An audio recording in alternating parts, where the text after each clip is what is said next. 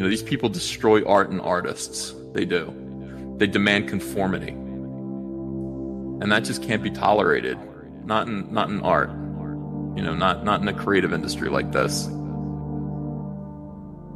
We have good hearts, we're brave, we're standing for what's right. And I know we can do it. This can't go on. You can't run an industry on this kind of hate. You can't do that. You can't treat your fans this way. You can't insist that they obey you. You can't do this. You can't insult them and chortle and then ask them for $5. You can't do that. This is what it's all about, ladies and gentlemen. This is all about standing up to them. Finally, this moment has come. You know, they need to stand up and actually make a statement now.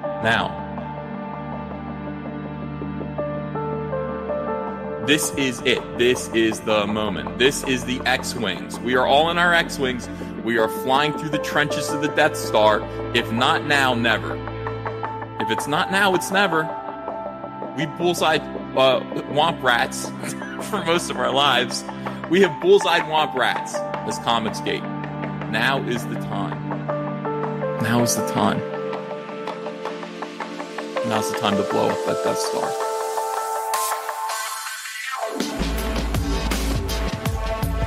What do you think Comicsgate has been? Comicsgate has been a big kind of no, you will treat us with respect. That's what Comicsgate has been for the last year and a half, however long it's been. No, even before that. All of the stuff that we've gone through. No, you will not insult us. You will not insult the fans. You will not insult us. You won't insult us in the stories that we buy, that you're making for us.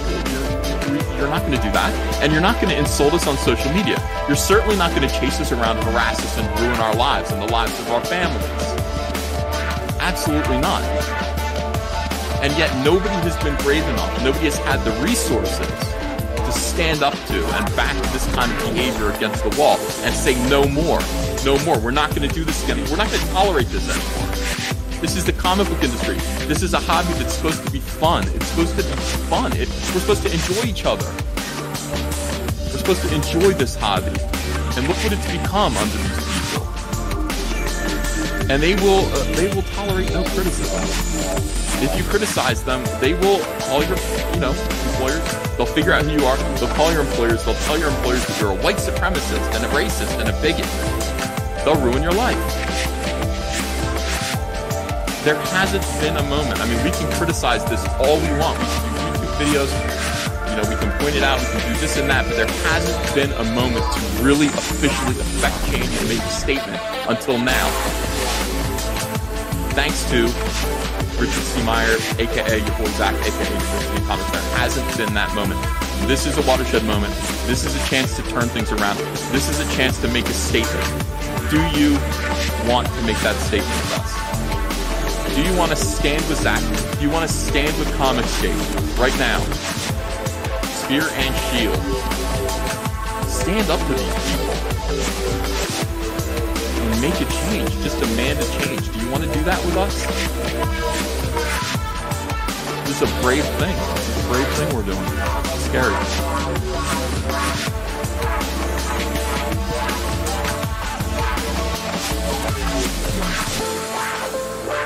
We love you. I hope you realize that. I hope you realize that all of the videos and everything that we're doing, all this, it's all in support of the same things, that we all share this in common. We share this hobby. We share this love in common of comics. We demand, Zack demanded, that you be respected. Other pros came on board next to him. People whose careers have been leveled, destroyed, have come up to align with him. We just want change. We want a different kind of comic book industry. That's what Comicsgate is. We just want a different kind of comic book industry. We'll make it ourselves. If you won't listen to us, we'll make it ourselves. Do it ourselves. Yeah. Thanks for being here.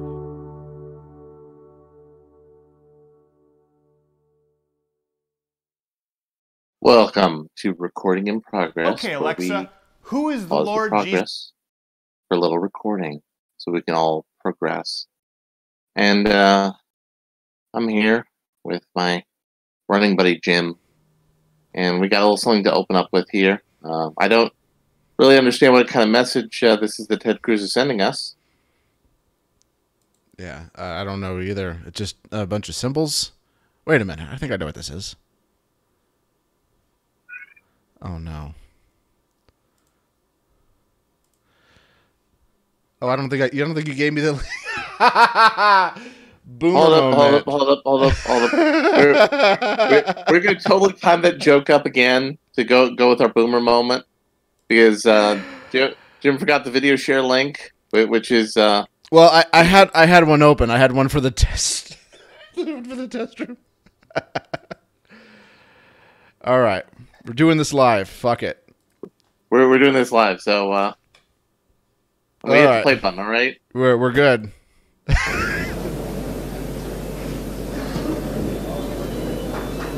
So I don't know what this code means. I don't understand it. Wink, wink, wink, wink.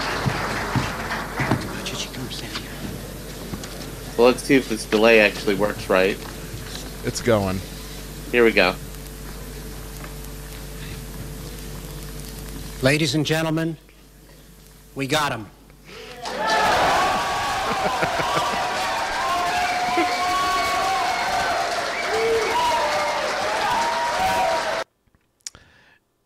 So we got the I guess we finally got the Zodiac Killer after all these years.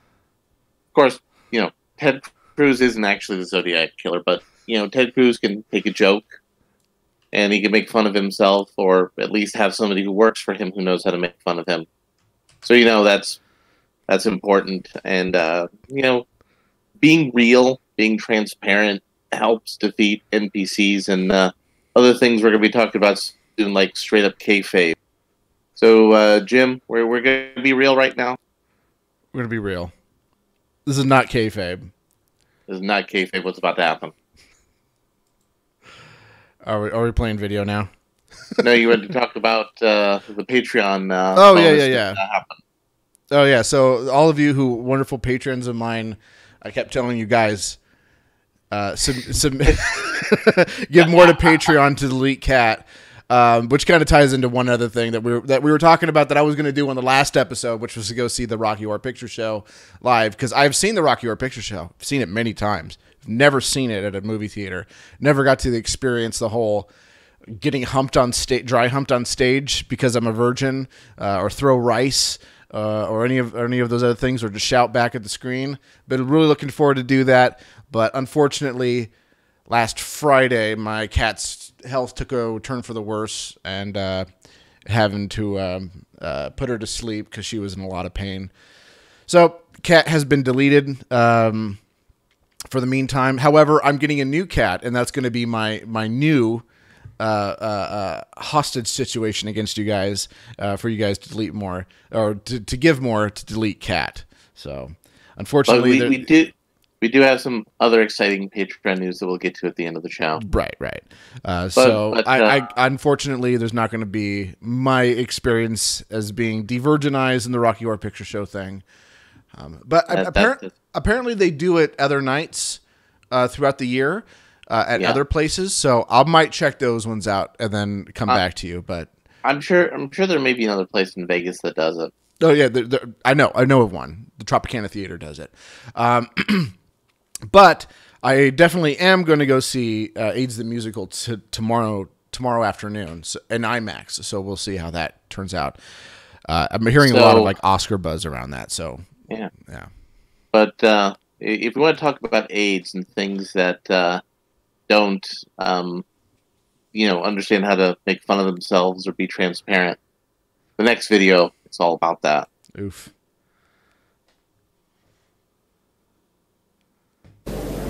Oh, we got him. We're doing that again. There was another boomer moment there. Okay, yeah.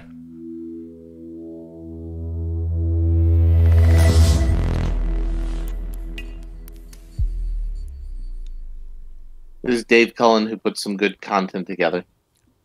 Planned obsolescence is a strategy tech companies have been employing for many years now, slowing devices down with software updates, be it on smartphones, tablets, or operating system point releases on desktop computers. This is done to end the life of certain products earlier, making them practically unusable and therefore encourage users to buy the latest version. Apple has been accused of this in the past, with iOS updates that throttle the performance of their iPhones, and despite their explanation that this throttling was necessary to maintain battery life, very few people are buying it. But for Apple, there's now a new controversy brewing, and that's their approach to upgrading and repairing their hardware. Several years ago, Apple started to simplify their Mac laptop hardware to make user upgrades of RAM and storage impossible. RAM, SSDs, and now even batteries are all glued to and inseparable from the motherboard inside the chassis. This means that when you purchase your MacBook, you have to make sure that you put as much RAM and storage into it as you think you'll need for the lifetime of that computer, because sadly, we now live in a throwaway, hyper-consumerist culture where fixing and upgrading things is discouraged. Once upon a time, you could buy third-party RAM for your Mac computer that was more affordable than the RAM Apple sold. But now those companies have been frozen out. If it's a few years old, manufacturers want you to throw the product away and simply buy a brand new one. I find it insulting that many of these companies make bold PR statements, priding themselves on how environmentally friendly their products are, when their wasteful policies are just going to contribute to more landfill by encouraging more consumption. Apple is... And also, you know, our good friends at Apple, they also have a tendency to have employees who also throw themselves out the window. Oof. But you know what really ticks me off about this is, like, I had spent the last, or not last, it's been a while since I've done this, but I'd spent many years arguing with people from a movement called the Zeitgeist movement, which is now defunct for all intents and purposes. Thank God. Who used to go around and say things like, "Oh, these manufacturers, they deliberately sabotage products in order in order for you to buy more stuff," which at the time was not true. But now it's becoming true because all these tech giants are getting so insanely greedy now because they're so dominant. And not only are they dominant, but they're basically dominant over your life. They're basically in bed with the government. They're snitching on you. They're putting backdoors in for the NSA and all sorts of other stuff. Yeah. So we're going to skip a little bit in this video where it gets to the really good stuff. Proprietary software, third-party repair services will not be able to fix MacBook Pros that suffer from issues with the display assembly, the logic board, the keyboard and trackpad, and the Touch ID board, according to Motherboard. For iMac Pros, the lock will engage if you replace the logic board or flash storage. The computer won't be usable again until Apple Service Toolkit 2, the name of the diagnostic tool, is used by a member of the company's authorized service provider program. So in other words, if you were to take it to somebody who's more reasonable than the guy at the Apple store, you're going to brick your computer now with new Apple products. Third-party Apple repair company iFixit found that they were still able to perform repairs even without the authorized service provider program, at least for now, but this document is still concerning. It appears as if Apple basically want a complete monopoly on the service and repair of the product you bought from them. Now, this is something that of course exists in other industries, and while they make the claim that they do this because they can't verify the authenticity and quality of repair work conducted by third parties, we all know the real reason. It's so that they can eliminate competition for repair labor and therefore charge the customer whatever they like, or in some cases, simply encourage the customer to buy a new product entirely. CBC News recently produced an in-depth report investigating claims that customers are being wildly overcharged for repairs in Apple stores. So they did some hidden camera recording in an Apple store and went in with a faulty MacBook Pro suffering from a display issue, a fairly run-of-the-mill display issue. This was a fairly benign problem that could be easily remedied. The Apple employee opens the computer to check what's happened. He claims that there's a lot of liquid that must have gotten inside the computer because the liquid indicators were triggered. Now, this is possibly true. The liquid indicators will turn red if the internals are exposed to liquid, but it could also be as a result of trapped moisture or humidity in a room. At any rate, the Apple employee then goes on to tell the undercover reporter that they'll need to replace a lot of components in order to fix the computer. He tells him that it's going to cost more than $1,000 to fix the machine. Oof. He says the logic board and the top case will need to be replaced. So what are my options now? Well, what I was going to say is basically all the components that we need to replace is going to cost more than $1,000. So to fix it entirely will cost more than $1,000? Yeah. So the very least we'd need to replace is the logic board and the top case, so that we're looking at $600 plus $500, doing $1,100 with a labor of $100, and then if we need to replace the display as well, that's another $780. So the display. So Jim, how much do you think it actually would cost to fix? Oh, motherboards for a laptop? No, not what the Apple tech claimed.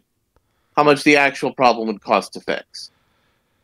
Probably not much. You probably don't need to replace a whole motherboard. There's probably lots of Right. things he's saying that you don't need to fully replace.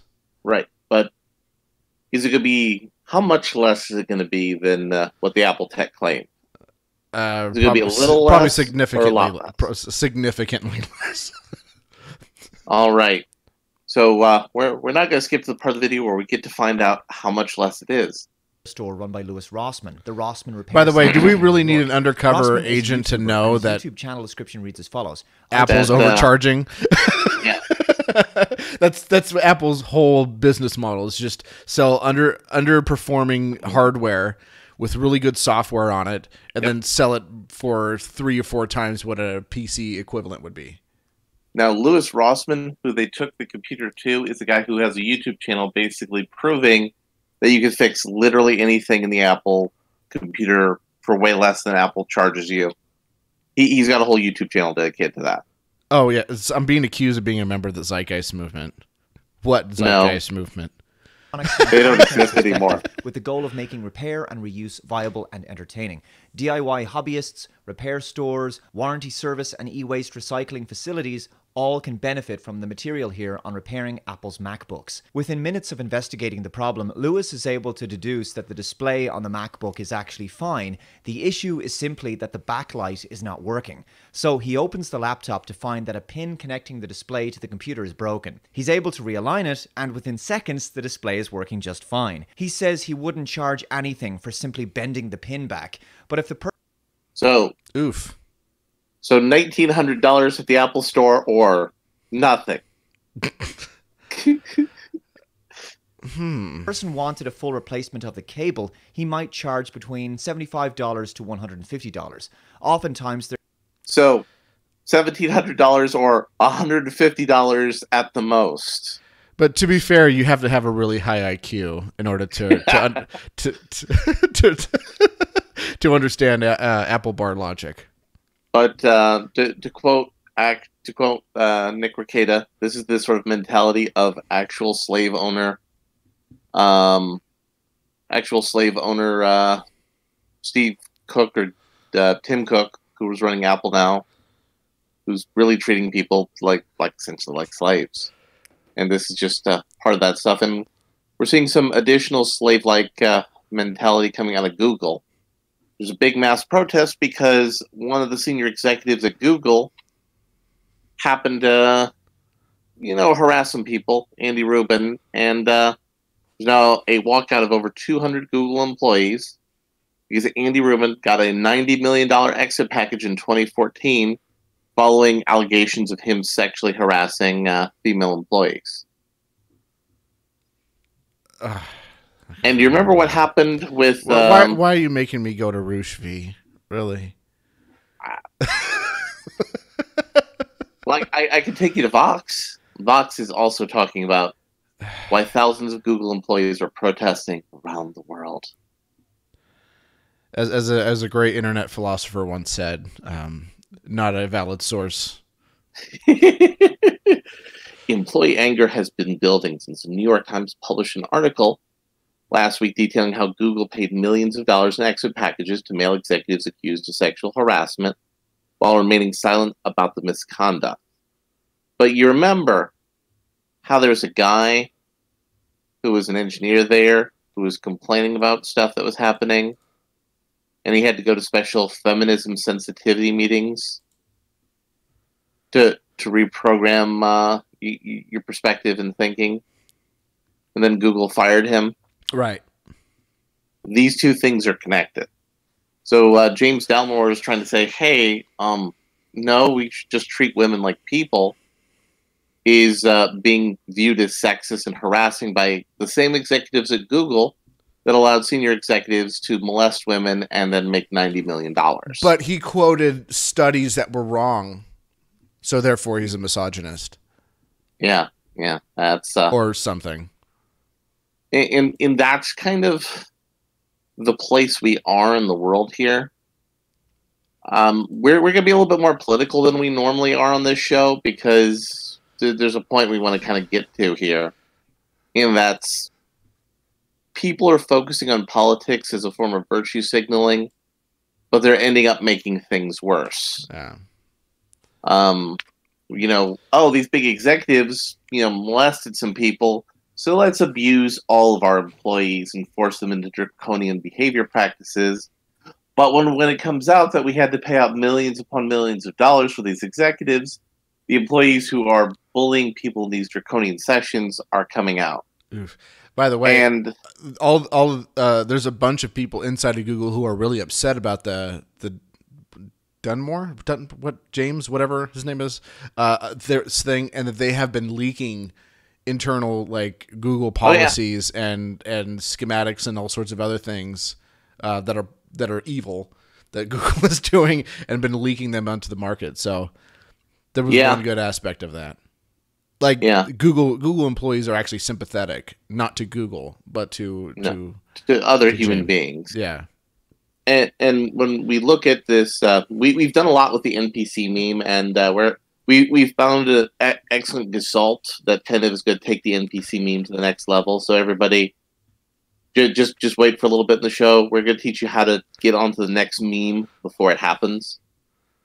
So this came across. I hope you're not talking about the Grabbler because that's 8 years old now. No, it's not the Grabbler. Okay. It's also not Gritty. From my actual face beef, here's Trump's mistake. He thinks he can win over the Jewish community with a few sympathetic remarks because Jews only care about other Jews.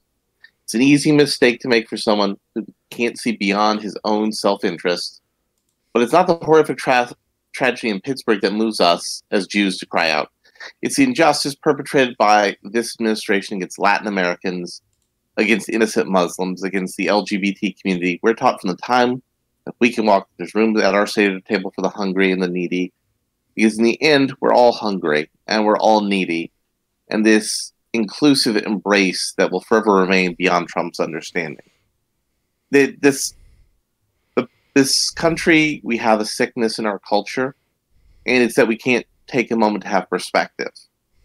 We can't take a moment to say, yeah, this thing the president said is bad, but he's going to go away in 8 years.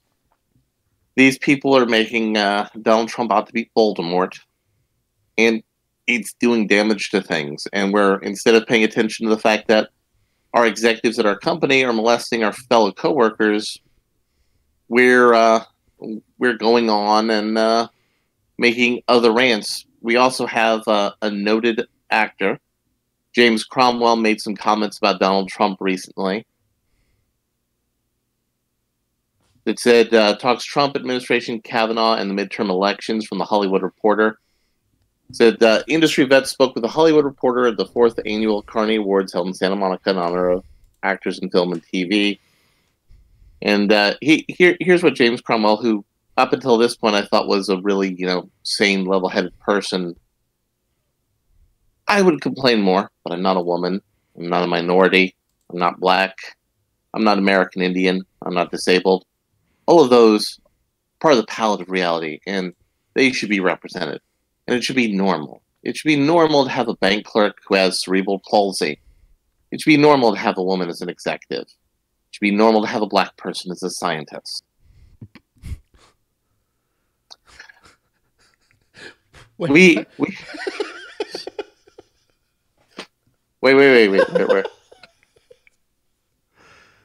We have cliches in this society that have been generated from the beginning of society in order to put different people down, to keep them down. Film has the possibility of changing that because it introduces us to them as human beings. We get to watch them not listening to the garbage that comes out of Washington, especially the White House, but see them as human beings.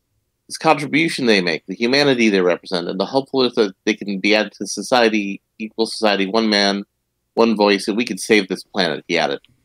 You know how we recognize the humanity of our fellow human beings? we go next door to our neighbor's house and say, "Hey, how's it going? I'm your neighbor." Yeah. You probably haven't talked in a while.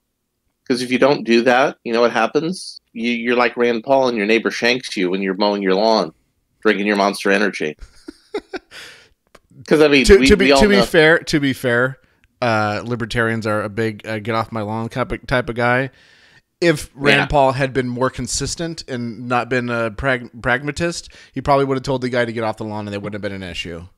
Exactly. So I mean, there is the argument that goes the other way. There is the get off my lawn argument. This is true. And he also in his interview talked about how we could have revolution in this country if we don't do something about Donald Trump. And I'm just saying, come at him, bro. No, we're not doing that. So, do you remember where in this big live stream from Mr. Michael Malice, where I need to be at? No, because I never got around to doing things. I was a little bit more concerned about cat deletion and copy paste cat that I never got it. Okay. But I can basically summarize what he said. So Michael Malice, who is a Fox News contributor, he's also a well-known Twitter troll.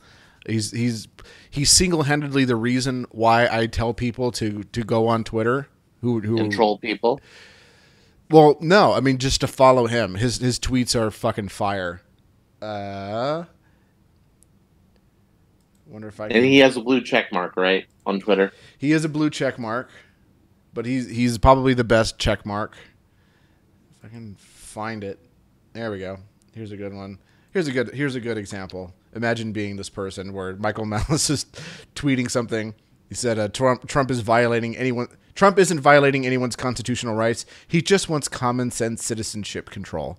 He's a really deep level troll here. And someone responded, "How about common sense gun control? It's not violating anyone's constitutional rights." And he retweeted that saying, "Imagine being this person." So Michael, maybe not the best example of Michael Malice's greatest works, but he's amazing and he's funny and he's the greatest troll ever. But apparently, he was trying to get an interview because he does a great podcast called "You're Welcome," and it's not YOURE welcome. You are YOU''RE. It's "You're Welcome," YOUR welcome, and in quotation marks and in all capital letters. There's reasons for that. But he recently had, I think the most recent no, he just came out with one yesterday. Never mind. But the one before that, he had Juanita Broderick on. So he has some interesting guests that come through. And he was going to try to get Ethan Van Sciver on. And Ethan Van Sciver broke his heart because Michael Malice is a huge comic book guy and has been for his whole life, and he said that he would not come on his show. He said don't trust me, he won't ever be on. And he had to make it clear later on and explain to him no, I just don't do anyone's show, period. But apparently, your boy Zack might be on his show. And they're working on trying to get him on the show, which should be great to kind of explain what's going on with Mark Wade and everything.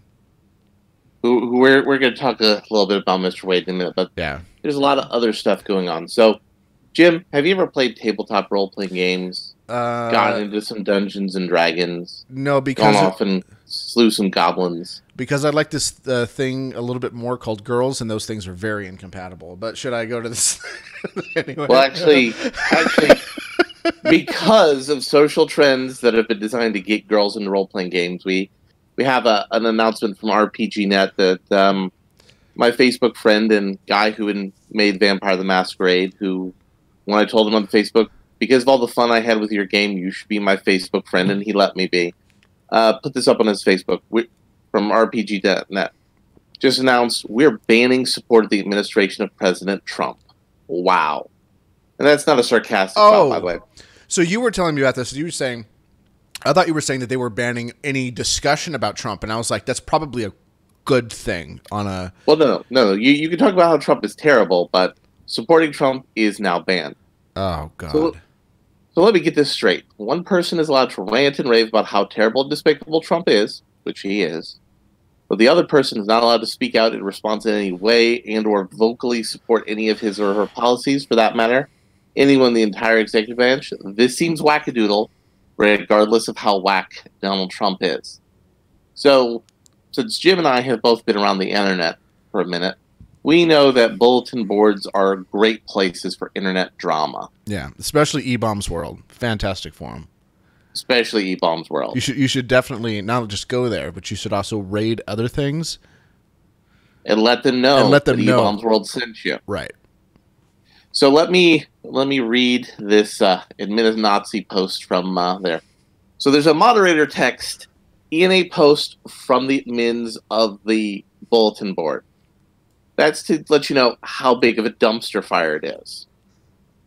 Edit. This thread has served its purpose of notifying people the new policy, and further commenting isn't required. Thus, we've locked it. And they slash outlines about how you should talk constructively in the thread. However, if you wish to talk to the newly arrived members or returning posters, a thread has been set up here for that purpose. In addition, the wizard has suggested a number of places to get started exploring this board, the boards in this latest post of the thread. So, the following policy announcement is the result of over a year of serious debate by the moderation team. This decision is as close to unanimous as we'll ever get. It will not be the subject of further debate. We have fully considered the downsides and ultimately decided we have to stay true to our values. We will not pretend that evil isn't evil, that it becomes a legitimate difference of political opinion if you just put a suit and tie on it. That's some high quality smug there. Yeah. We are banning support of Donald Trump or his administration on the RPGNet forums. This is because his public comments, policies, and the makeup of his administration are so wholly incompatible with our values. The formal political neutrality is not tenable. We can be welcoming to, for example, persons of every ethnicity who want to talk about games, or we can allow support for open white supremacy, not both. I mean, Jim, you did a thing recently. What? Not an argument? You did a thing recently, and we both aren't fans of racism. No. Would you say Donald Trump is a white supremacist? No. The guy that insisted that his daughter marry a Jew and convert to Judaism. That's just right out of the David Duke handbook, right? I think that's what he says in his book. If you want a who-at America, like Jared marry Taylor. a Jew. Yeah, well, Jared Taylor doesn't mind the Jews, but so the who-at thing it's a little different. But yeah, David Duke, big advocate of the Jews, wants a lot of Jews, big fan of Zionism, wants you to marry your kids off to Jews, big fan of that, last I checked. Yeah. Now, you may have a point that some of his policies towards Arab refugees and illegal Mexican and Latin American refugees might be racist. You can make that argument. Yeah. But that's different than saying white supremacy. Right. That's very different than white supremacy. Yeah, especially isn't he dating a Hispanic woman or married to a Hispanic woman rather? No, she's Slavic.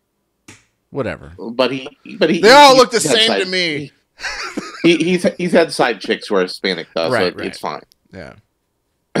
We have a community here that we've built carefully over time, and support for elected hate groups aren't welcome here. We can't save the world, but we can protect and care for the small patch that is this board. So here's the policy outline. Number 1, we are banning support for the administration of President Trump.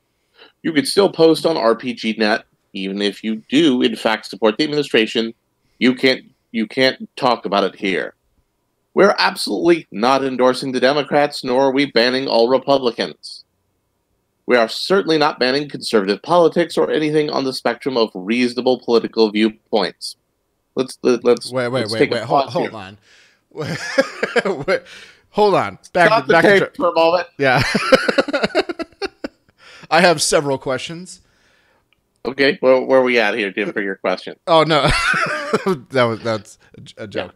Yeah. And we assert that hate groups and intolerance are categorically different from other types of political positions, and confusing the two legitimizes bigotry and hatred. We are not going to have a purge. So, Jim, how many times have you been on the internet bulletin that said that they're not going to have a purge? Usually followed immediately by a massive purge. Massive purge. Yeah. We will not ban people for past support. Or, from our experience with internet bulletin boards, those are the first people to be gutted in the purge. Yeah. So if you I remember Facebook. picture, Facebook was always like, well, we don't purge people based on ideology, and then they started banning a bunch of conservative and libertarian Facebook pages. Yeah. So if your profile picture is yourself in a MAGA hat, this might be a good time to change it. I mean, because that's not reasonable. A MAGA hat is not reasonable. Exactly. Here's a question. I have a co-host who's a little on the left side of my other podcast of the libertarian spectrum, and I do mean to the very, very left of the libertarian spectrum. But he wears a MAGA hat a lot that says make racists afraid again. Yeah. If that's a thumbnail, could they tell? Or what if I had one that said make Bitcoin great again? It depends. It's kind of hard to see some of those. We will not permit witch hunts, progressive loyalty testing, or attempts to bait another into admitting support for President Trump in order to get them banned. Again, Jim, what always happens is whenever bulletin boards do shit like that, they start banning everybody. The mod staff will deal harshly with attempts to weaponize this policy. Have you been on the internet? No, apparently not. Apparently they have not been on the internet. It is not open season on conservatives, and revenge fantasies against Trump and Trump supporters are still against the rules. Oof. So let me see here. Here's one. Somebody said, does this mean that implying someone supports the Trump administration will be moderated as a personal attack? Context matters, obviously, so I don't expect a hard and fast ruling on this one. So one of the mods said, we're not going to answer hypotheticals on this because, as you observed, context matters. So, of course, we're saying, no, there's not going to be witch hunts, but there's going to be witch hunts. Anything we can do to give you, reassurance about witch hunts. No, we're not going to engage in hypotheticals. We're not going to do that. Nice. Also, they have rulings in their rules that could be interpreted by a reasonable person as saying, oh, they're going to come after us for our Facebook postings. And they say, oh, no, we would never do that. We would never do that. Yeah. So again, if you're a person who's engaging in this sort of histrionics about Trump, you're going to be engaging in political witch hunts. You're going to be making a clown and fool of yourself because of your political intolerance. You need to take a step back and maybe say, I'm playing a game about an elf witch hunter who's going into a cave to fight goblins. Maybe I should focus on that and use that to get me some kind of distance from reality so I don't take everything so seriously. But there is still hope for America, and that hope right now is Dave Chappelle. Oh, no. On the Huffington Post. Is this? I have not been following. I mean, I'm starting to see the NPC meme as a bit cringy at this point. Well, no, we're okay. We're going to take care of all your people. I mean, it's leaning that way. I mean, and I blame Sargon, but carry on. Well, it does depend on the child, though. It does depend. It does depend on the NPC. If you can pull up the Huffington Post article, but just be aware it does start with a video because it's muted. We didn't learn in the 90s that was a terrible idea. No, can we please stop? Please stop websites playing videos automatically. Yeah, let me just say this to everybody who's listening who runs a website: just don't. Just don't. I just said it 3 times. I'll say it a fourth time just to be sure. Just don't. Just don't. Just don't. CNN's Christiane Amanpour, in an interview that aired Tuesday, asked Chappelle and fellow comedian Jon Stewart a series of questions about Trump's rise to power and his impact on the world. So this is a voice of reason in the darkness, Dave Chappelle. Even when they say Russia influenced this election, it's kind of like, is Russia making us racist? Is that who's doing it? Chappelle joked. Oh, thank goodness. I thought it was us. If Russia killed the country that way, then we're the murder weapon. Again, Dave Chappelle has reason. And he even goes into even more reason when talking about President Trump. He's getting too much credit. He's not making the wave. He's surfing it. All he does is sing those people's greatest hits, build a wall, and all those things we've heard before. He just sings all the songs. He's the only one who's been brash enough to do it. And, of course, Dave Chappelle even said on a video thing on Netflix, he was willing to give Donald Trump a chance. And Dave Chappelle even believes Donald Trump has said the right things at the right times. So, be more like Dave Chappelle, everybody. Yeah. That's a big lesson. Be more like Dave Chappelle. And we got an update. Be a lot less like virtually every one of these night talk show hosts. Mm-hmm. Yeah. Or, man boy comedians. Speaking of man boy comedians, in the New Yorker, there was a review about Aziz Ansari's new stand-up tour. It's a cry against extreme wokeness. And the New Yorker, unlike the Huffington Post, which is a garbage news site, isn't playing videos. Yes, we will give him that. Last week in Connecticut, at a stop-on comedian Aziz Ansari's comeback tour, ticket holders were told to lock away their electronic devices before entering the venue. At the door, ushers sealed smartphones in a neoprene sleeves manufactured by a company called Yonder. A magnetic mechanism would unlock the pouches as guests departed. This is, by the way, something Dave Chappelle also is doing at his shows. And Ansari has expressed a fondness for his smartphone, only once telling his audience that social media has helped to usher in the least lonely generation. On Tuesday, addressing a sold-out crowd at the College Street Music Hall in New Haven, he took a more pessimistic view. I used to waste so much time reading the news because there's so much of it now. He said, all the stuff that you're supposed to be mad about every day. And that's the thing. The Apple Store that wants you to believe that it's $1,700 to fix a so cheap it's free problem, they want you to be mad at these things. And so Ansari's talking about in his new comedy show how a 23-year-old woman wrote a newspaper article about how terrible her date was and how she had, and how Ansari was saying to her, like, hey, can we, have sex? And then she left his apartment being upset because he wanted to have sex with her. And this has kind of destroyed and ruined his career a little bit, so he's on a comeback tour. And here's the thing. Like, I wouldn't say that what was going on was like the best of things. It was not good. Mm-hmm. But I mean, like you at the time, the Me Too thing was pulling out people of like, trapping women into a corner and masturbating on them and like raping them and like beating them up. Or news executive managers having an automatic lock button in their office and their desk that they could lock women in. And it was a common feature in executive offices in NBC. Yeah, casting couch situations and all sorts of like really nasty stuff. And then right at the height of that, they come out with that, and I think a lot of people just was like, okay, this is a bit much now. Let's get out the truly bad actors, and then we can have a dialogue about how shitty guys can be on dates. Yeah. In his latest set, Ansari suggests that the collective anger has overcorrected. Now, rather than hold powers to account, it targets the slightest and least consequential controversies. Why is everyone weighing in on this shit? Ansari said to ask Twitter users who flocked to debate whether an American teenager's choice of prom dress constituted so-called cultural appropriation.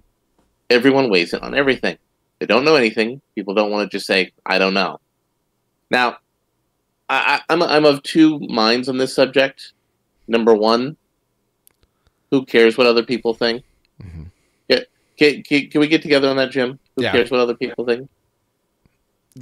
To an extent. I mean, to be fair, I'm trying to share my ideas and make money off of it. So to an extent, I do care what people think. Right, but I mean, if people want to think that I'm stupid or creepy, especially if they're running around in fursuits, I don't care. Yeah, I don't care. Right. Yeah. But on the flip side of that coin, who cares what other people think? But also, if you're gonna post shit on Twitter, people are going to talk about it. Right.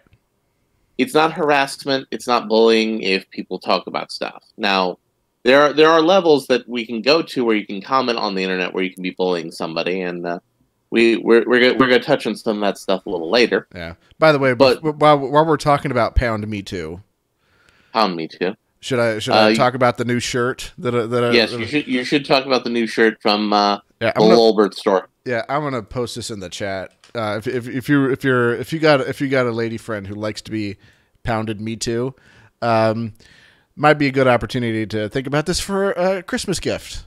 Just saying. And it's really cheap. By the way, I'm really good about Teespring. Teespring always wants me to price my shirts at like $23. I'm like, no, I make it $16.66 for unspecified reasons. Hell, Satan. Go ahead. Of course, various no fun people in the area have also been demanding boycotts of his show at local Facebook events. What he did and what it means cannot be forgotten. So there are people who are organizing Facebook groups to not go somewhere, as opposed to just not going somewhere.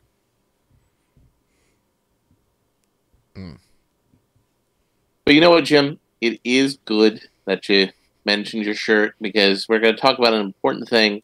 So anybody out there listening, if you want to produce your own clothing merchandise, a very important lesson being taught by Candace Owens. It's called being honest. Are we going to video? Yeah, we're going to video. All right. Let me know when we're ready. Are we ready? Yeah, I'm on it. My boomer moment's over. These colors were created by my dear friend and fellow superhero Kanye West. So let's interpret what she says. In fact, we should play it one more time just to make sure. Let's play it one more time, just to be sure we understand exactly all. Yeah, just so we know there's no ambiguity here.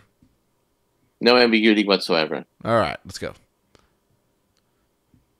Come on. I'm blessed to say that this logo, these colors, were created by my dear friend and fellow superhero Kanye West. All right, so we have that logo and those colors were designed by Kanye West. Now, granted, she is talking about the hat, but the logos and the colors on that hat are also on the T-shirts. But which we do have a link to her. What she is alleging in this presentation was created by Kanye West. However, she does have a public statement she'd like to read. Yeah. Let me first say to those that relish in hurt and pain, if knowing that I bleed, that I hurt brings you comfort and celebration, and there's no question that you won last night, celebrate, be comforted.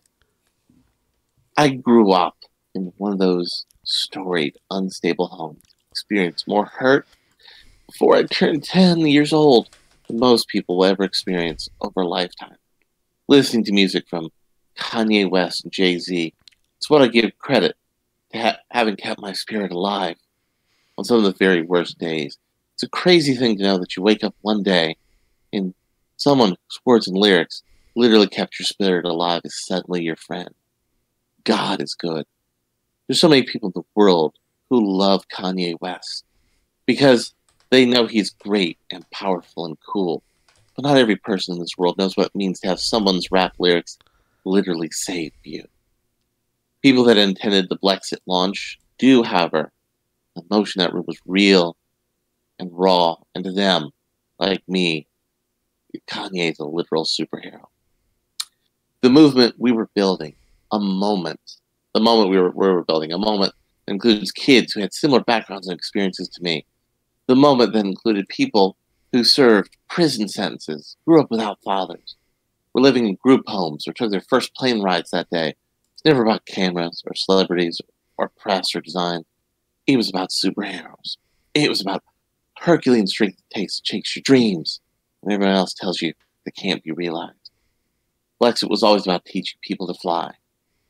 If I had to imagine what it would feel like to have a bullet pierce my heart, it would be exactly like the moment I learned that Kanye told the world he felt I used him.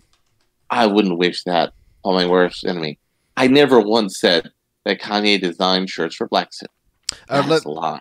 Let's repeat that one more time. Just so there's no ambiguity here. Excuse me. I never once said. Actually, you want to get a moment? I need a moment. You have a moment. Because I swallowed a bug while I was doing that routine. That was the cough was a bug flew in my mouth. Nice. I think what's really happening is he's feeling really sad about deleted cat. Ripping. Press F in the chat to pay respects to deleted cat. I never once said that Kanye designed the shirts for Blexit. So let's play that video again, just so we. Yeah, just go ahead. Let's play that video one more time. Well, all right. Whenever you're ready. I'm blessed to say that this logo, these colors, were created by my dear friend and fellow superhero Kanye West.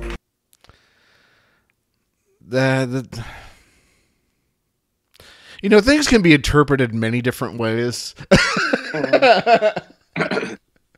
Just like it depends on the child.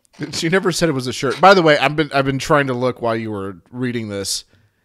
There was a picture. I can't find it, but there were people who had taken screenshots of the store before Kanye called her out and said, "I never designed that. What the fuck are you talking about?" Where they were taking screen captures of the store and they were highlighting the fact that it said on the store when you go to the shirt page itself, that the logo was designed by Kanye West. That fell down the rabbit hole, and we didn't have show prep time to get that. But we're gonna segue. We're gonna segue for a moment on Kanye, because Kanye allows us to explore some really deep stuff going on in our country right now. Yeah, this is some deep. This video stuff. is brought to you by Wix. Let's talk about Kanye West. The year is 2009 at the MTV Video Music Awards.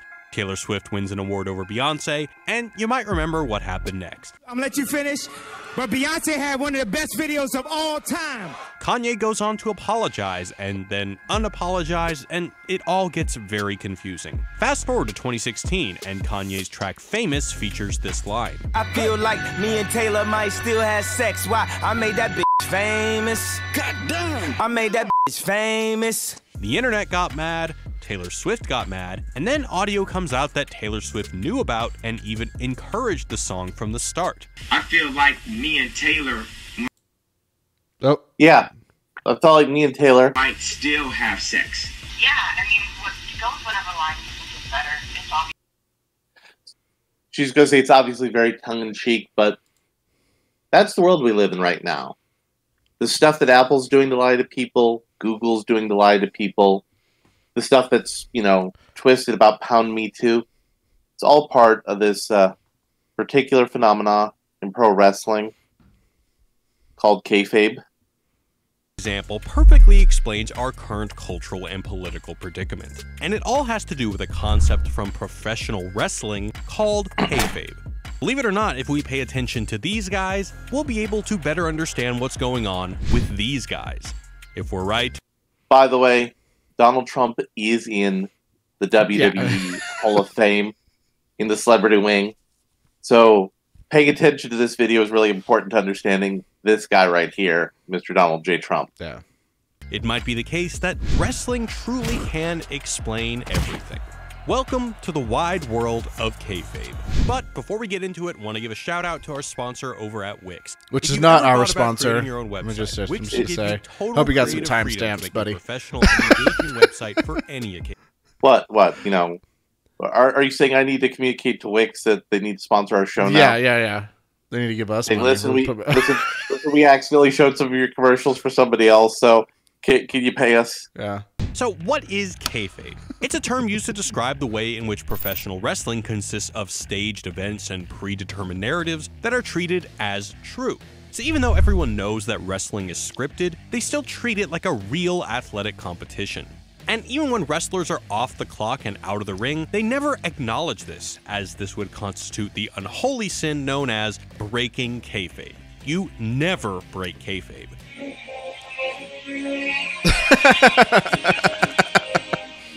To put this commitment to kayfabe into perspective, this would basically be like if Matt Damon refused to accept his drink at Starbucks unless the barista called out the name Jason Bourne.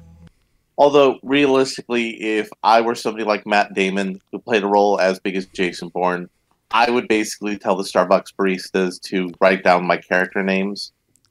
But I have never had a Starbucks barista call out a name or like a goofy fake name on a drink, because none of the ones where I live care.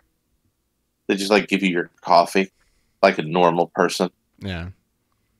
Now, wrestling fans aren't idiots. They of course know that the fights are scripted and that the wrestlers are characters. But it's not the truth of the events that matter. It's the story. It's not true because it's real. It's true because it's entertaining. It's still real to me, damn it! Kayfabe doesn't just apply to any reality show that may or may not be true. You're fired. As this would make 90% of modern entertainment kayfabe. So, unlike the guy from Wisecrack, I believe this does apply to 90% of reality TV shows. Oh, yeah. There's a handful of them that are like mostly legit. Yeah, but very few. Yeah, but it's not the ones like Jersey Shore or The Bachelor or anything like that. Yeah, those are all fake and trash. Yeah. Instead, kayfabe refers to entertainment in which staged events are presented as real by those producing them and perceived as real by those consuming them. It's kind of like Santa Claus. Everyone knows he's fake, but because we're all in on it, it doesn't matter! And this time, we agree with you, Dwayne. And in case any kiddos are watching this, don't be upset. While Santa Claus is a lie, so is God. So remove the shackles from your tiny souls and dare to live a life beyond good and evil. But much like John Cena, kayfabe didn't stick to just wrestling for long. And in a manner reminiscent of Dwayne Johnson himself, kayfabe has now infected the entire entertainment industry, and as we'll soon see, our lives. And while professional wrestling is unsurprisingly full of Floridians, another famous Floridian has used kayfabe in a seemingly unlikely medium: rap music. Rick Ross, who is basically the Santa Claus of Miami, Florida man pretends to be drug dealer, has built a career on the narrative that he's a legendary boss in the drug game. I think I'm Big Meech, Larry Hoover, whipping work, hallelujah. Comparing himself to infamous kingpins in countless songs. However, pictures leaked which revealed that the boss with a belly full of rosé spent his younger years as a corrections officer. So rather than ducking the law, Rick Ross was enforcing it. Many assumed this would be the end of his career. How do you feel about Bossa giving you the name Officer Ricky? I just want to hear it from you. Baby, I'm worth too much money to even be, sidetracked on this carpet, you know what I mean? But it had very little effect. Ross responded with a vagueness that would make a French New Wave fan proud. It's about who Rosé is. It's about me. When anywhere I go and I step in the room, I put it down. People know it's authentic right here. They know it's real. So let's go get this money. Let's make this music. And his career has only grown since. Kayfabe can help us understand this, as the fans prefer the narrative of Ross as a Miami drug kingpin over the truth of his career in law enforcement. And why would Ross care what's true and what's not, as long as he's selling records? By the way, we can see pause for a second. Use of kayfabe. Yeah. This also goes back to the early 90s. Do you remember when Rip Van Winkle said that was saying that, oh no, I'm a real gangster. I got stabbed in the butt once. Yeah. He went by the infamous moniker of Vanilla Ice. Yeah. So this dates back for quite some time. Yep. In the world of YouTube's most infamous brothers, the Pauls. In a move that would likely confuse Rick Ross, the two brothers often engaged in a back-and-forth beef via YouTube videos. Along with making Aaron Carter look hardcore by comparison. Please, Aaron, are you for real? One-on-one, Shaquille O'Neal? Yeah, 30. No, he's not. Center from the LA Lakers. This battle can be best analyzed as a clever use of kayfabe to game the YouTube algorithm to get the brothers more clicks and more dollars. And just in case Rick Ross is watching this, Rick, we will gladly send you a free Wisecrack hoodie if you post your own rap video that shuts the Pauls up once and for all. And if Ross did this, it would make him a shooter, which is a kayfabe term for someone who makes the violence in wrestling real. Before we go on, it's worth noting how kayfabe is also distinct from satire. While for both the performer and the audience are in on the joke, satire is used precisely to point us toward the absurdity of the actual truth rather than create a new one. Right. For example, Stephen Colbert engaged in satire on the Colbert Report. I don't even see race, not even my own. And now on his TV show, he engages in farce. Yeah, people tell me I'm white, and I believe them because I just devoted 6 minutes to explaining how I'm not a racist. Can I pause that for a second? Let me just say, I thought it was going to be great that Stephen Colbert would end up taking over Tonight Show? Yeah. Whatever one he's on, duties. Yeah. And then I've just been nothing but disappointed ever since. Yeah. Faces refer to the good guys in wrestling, and heels are the bad guys. And while we might outwardly root for the faces, the heels are the ones who sell the tickets. This can help explain the polarization of the media. Heels are where the money is, so O'Reilly & Co. had their heel in Obama. What President Obama does not understand is that he has lost all credibility in matters of security. And now the liberal media has found their ultimate heel in Trump. What he's saying was not true. Now you might be thinking that if kayfabe only applies to the media, then why should I care? Well, we think that it doesn't matter! It absolutely does matter, because the terrifying reality is that kayfabe is an even better tool for understanding contemporary politics. A 2016 New York Times article by Jeremy Gordon was titled, "Is Everything Wrestling?" which we might rephrase as, "Is our world becoming one elaborate kayfabe?" Take Alex Jones. While he's known for his subtle political arguments, destroy the child, corrupt them all. This is their plan. We found a video about Alex Jones that unfortunately we can't show it because we don't have a way to share it. Unless Jim, you want to try to? I'll dig it up. I'll dig it in while you're playing this and comment. Okay. People, these are demons. And stellar advertising campaigns for legit medical supplements, he recently used kayfabe to his defense in a court of law. Attorney Randall Wilhite said Jones is playing a character on his radio show. But Jones's claim doesn't change the fact that his show is considered a news source by his millions of viewers. And yes, it can be fun to play with this persona. I'm not a Democrat either, I'm a nihilist. But the Pizzagate scandal shows the dark side of Jones's brand of political kayfabe. But kayfabe isn't just being used for the type of fringe media being kicked off YouTube. It's all over TV news as well. CNN has acknowledged that their primary aim is not objective news, but rather entertainment. So let me just play that again, because that's kind of important. Is playing a character on his radio show. But Jones's claim doesn't change the fact that his show is considered a news source by his millions of viewers. And yes, it can be fun to play with this persona. I'm not a Democrat either, I'm a nihilist. But the Pizzagate scandal shows the dark side of Jones's brand of political kayfabe.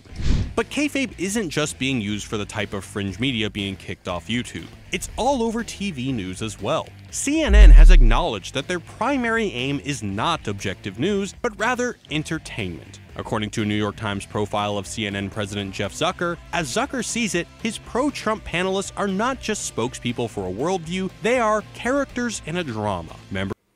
So, take that to heart, anybody who's listening. CNN News, they're not out to inform you of anything. They're a fake show, a fake drama. They even admit to it. Yeah. They admit that they are just as much fake news as Donald Trump says they are. Members of CNN's extended ensemble cast.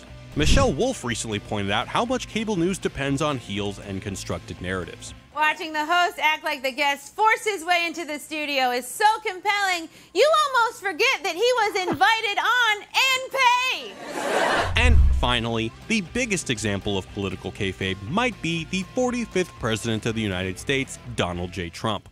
No stranger to reality TV, Trump is the first politician to fully embrace the power of kayfabe. Trump has made a number of claims that are clearly untrue.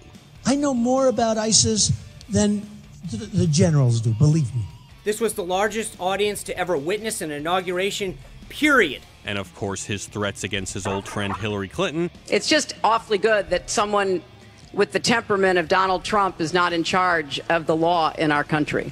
Because you'd be in jail. Had as much truth behind them as the beef between Stone Cold and The Rock. But just like Rick Ross's criminal past, it's the narrative that matters, not the facts. Trump may be especially extreme in his political kayfabe, but politicians across the spectrum use it just as much. While the Democrats have been vocal in their support for fighting against climate change, the DNC has also recently backtracked on their ban from taking donations from the fossil fuel lobby. But of course, this won't stop their narrative of being the party of environmentalism. So why is kayfabe having a moment? The most obvious answer is that it allows people to ground reality in narrative rather than empirical truth. And who wouldn't want to live in an exciting story full of heroes, villains, and escalating drama?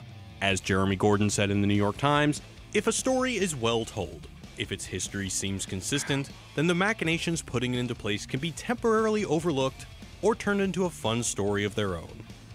And why not? In the end, we're all marks for a world we want to believe in. And this brings us to our last kayfabe vocab term of the day, mark, which is a fan who is so excited to believe a narrative that they lose sight of its fictional nature and treat it as real. For the mark, it's not about what is true, it's about what they want to be true. And this might be the danger of kayfabe, when it turns from a principle of entertainment into a practical philosophy. So I'm going to take a break from the video to add in a little bit of wrestling knowledge. Right. Because there's an additional level on marks called a smark. A smark is a fan of professional wrestling who is aware that the matches are scripted but enjoys them nonetheless. So a smark is a guy who knows that the WWE is pushing Roman Reigns and he's supposed to be a good guy, but treats him like he's the heel in a match. He knows it's coming. He knows based on what moves, what's going to happen next. So I would actually be kind of curious about how this little video would take the concept of smarks into its thesis. Nick Rogers had this to say in the New York Times. Kayfabe isn't merely a suspension of disbelief. It is philosophy about truth itself. It rests on the assumption that feelings are inherently more trustworthy than facts. Kayfabe's philosophy replaces reason and so let's do that one more time. Vocab term of the day, mark, which is a fan who is so excited to believe a narrative that they lose sight of its fictional nature and treat it as real. For the mark, it's not about what is true, it's about what they want to be true. And this might be the danger of kayfabe, when it turns from a principle of entertainment into a practical philosophy. Writer Nick Rogers had this to say in the New York Times. Kayfabe isn't merely a suspension of disbelief. It is philosophy about truth itself. It rests on the assumption that feelings are inherently more trustworthy than facts. Feelings are inherently more trustworthy than facts. Sorry, gang, but facts don't care about your feelings, okay? Yeah, that's the nature of where we are as a society right now. Because we live in a society. We do, in fact, live in a society where it depends on the child. But those central conflicts we're facing, both sides pushing the conflict, are people who embrace the mentality that feelings are more a reliable measure of truth than facts. So you were able to get that bootleg Alex Jones video on? Yeah, it took me a while. This is not anywhere. If on a Google search, I cannot find it. Cannot find it. But thanks to the wonderful power of Discord search, I was able to locate it. Are we playing this now? Yeah, play this now. Okay. You unfortunately can't see it in real time. Well, I can see it in almost real time. Yeah, 30-second delay real time. So, Alex Jones comes out of the closet as a gay frog. Compelling internet. Welcome to Lily Pad Lane, and here's your host, Geronimo Frost. Look at me, I'm a gay frog. I'm so cool. When it starts. I'll never have children, and I'm still Oh, it's starting. Okay. I'm a gay fish. It's so good. My daddy atrazine. Thanks to atrazine, there'll be no more frogs. But we're gay, so it's cool. Thanks, atrazine. Atrazine is a human sterilization agent. Just remember, folks, this is kayfabe. This is 100% kayfabe right now. He understands the bigoted anti-Semitic. This is 100% kayfabe right now, fam. That have warned that frogs are becoming sterilized and gay from major scientific studies. Of course we are. It's so cool. Let's hear from David Hogg first. Oh, David. So again, this content right now is so dangerous that YouTube wouldn't let you see it. It was so dangerous that Apple wouldn't let you see it. That Google was hiding it from their search results. Yeah. Carrying on, because I have not seen past this so far because I was saving it that we were going to show it.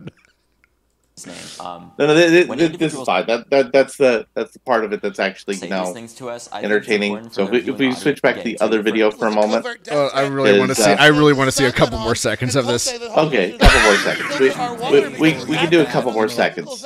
We can do a couple more seconds. Being sterilized and dying is good. Trying to help people's bad. Rex Jones bad. Alex Jones bad. Gay frogs good. Atrazine good. That was worth it. Okay, so we're going to your video now. All right.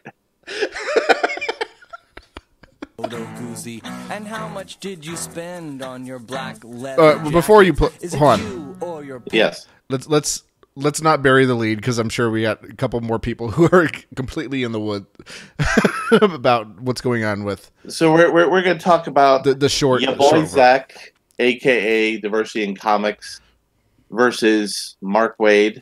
We're going to be talking a little bit about Mr. Wade. They both have been decided to sue each other in federal court. Diversity in Comics had $100,000 plus in the bank, but somebody pulled back $10,000. I'm guessing whoever it is basically threw it in there as like a security for him, but he's still over $96,000. And Mark Waid will probably Monday-ish get to $75,000.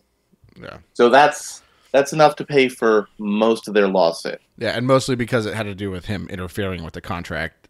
Tortious interference, and slander, defamation, libel, among other things that we're going to be touching on here in just a moment. Parents in this income tax bracket. How much did Mark pay for that black leather jacket? Is it him or Dan Slott in this income tax bracket? Hey guys, thanks for tuning in to another broadcast. Today I want to talk about Mark Waid, or more the new Copenhagen flavor. Like they dip. Yeah. Santa Monica wants you to pay his legal bills. That's right. This week has been jam-packed with comics and comics-related stories. I don't even know. I could just keep going on and on and on. This is great. So Mark Waid comes out today. He's got a GoFundMe account. He's looking for $75,000. Looking to raise. Got a couple big donations from guys like Dan Slott, $500. Dan wanted to make sure you saw that $500 check. That's with his name next to it. So here's the thing. This raises all sorts of questions. Why does someone like Mark Waid, who lives in an area, you could just Google how much does it cost to live in Santa Monica, California. I used to live... So let's do that right now. Yeah. How much does it cost of living in Santa Monica, California? Well, I did live in Hollywood Hills for quite some time. Mm-hmm.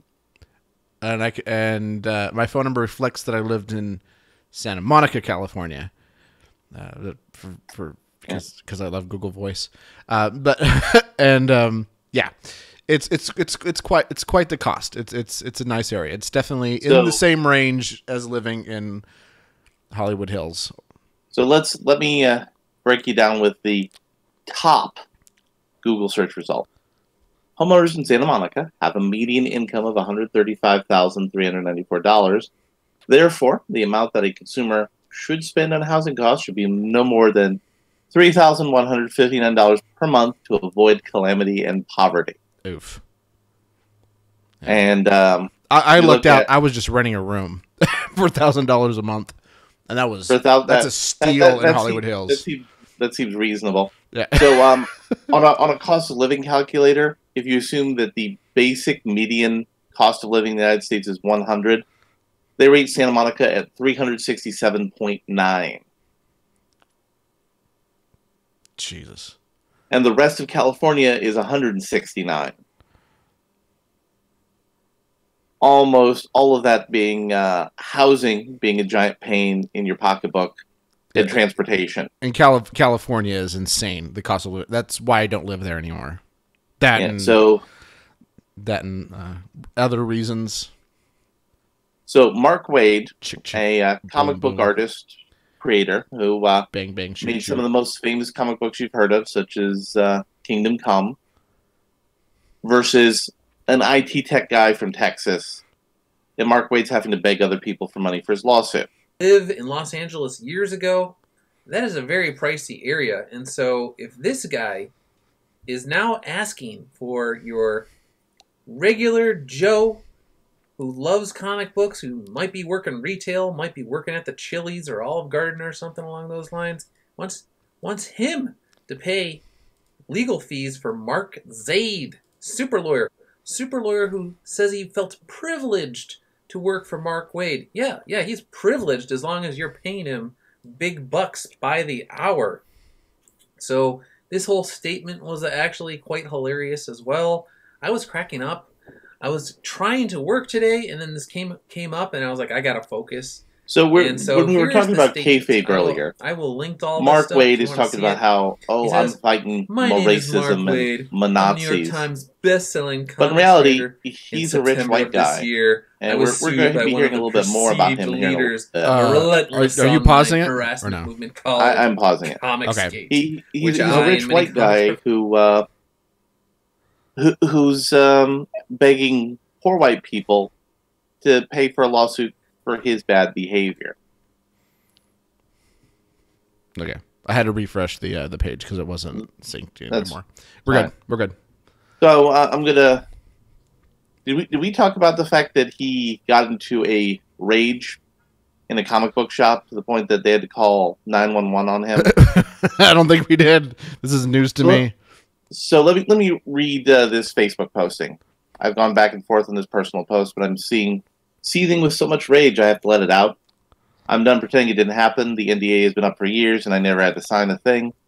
F. Mark Waid. The man got into business with us. He created a partnership for the comic book store that was never technically legalized. When his POS girlfriend decided she wanted Jason gone, he said with her, knowing it was wrong. When it got bad, and when we lawyered up, we were told, do you have tens of thousands of dollars? Because he does. And he's going to drag this out in court. We can win, and we will, but what you're going to owe in fees, can you cover that? Because he can. I know his lawyer, and he's giddy at the prospect. And let's get at this other little bit that Ethan Van Sciver had here. I'm pulling it up. There we go. Mark Waid, woo lad, destroying the livelihood of a woman of color in comics because he has tens of thousands of dollars and he can drag out a lawsuit. Oh, Waid, this is terrible. And he said, that was our reality. A rich, recognized, wealthy white man wanted it and took it. He robbed the little guy, smeared his name, took his business, and then a year later broke up with a girlfriend and signed it all over to her like it didn't even happen. He literally flew across the country and ran away. That's the kind of gentleman Mr. Mark Waid is.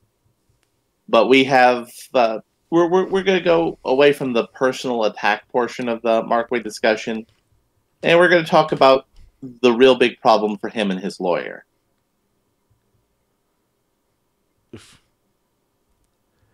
This is Brakita Law. Yep.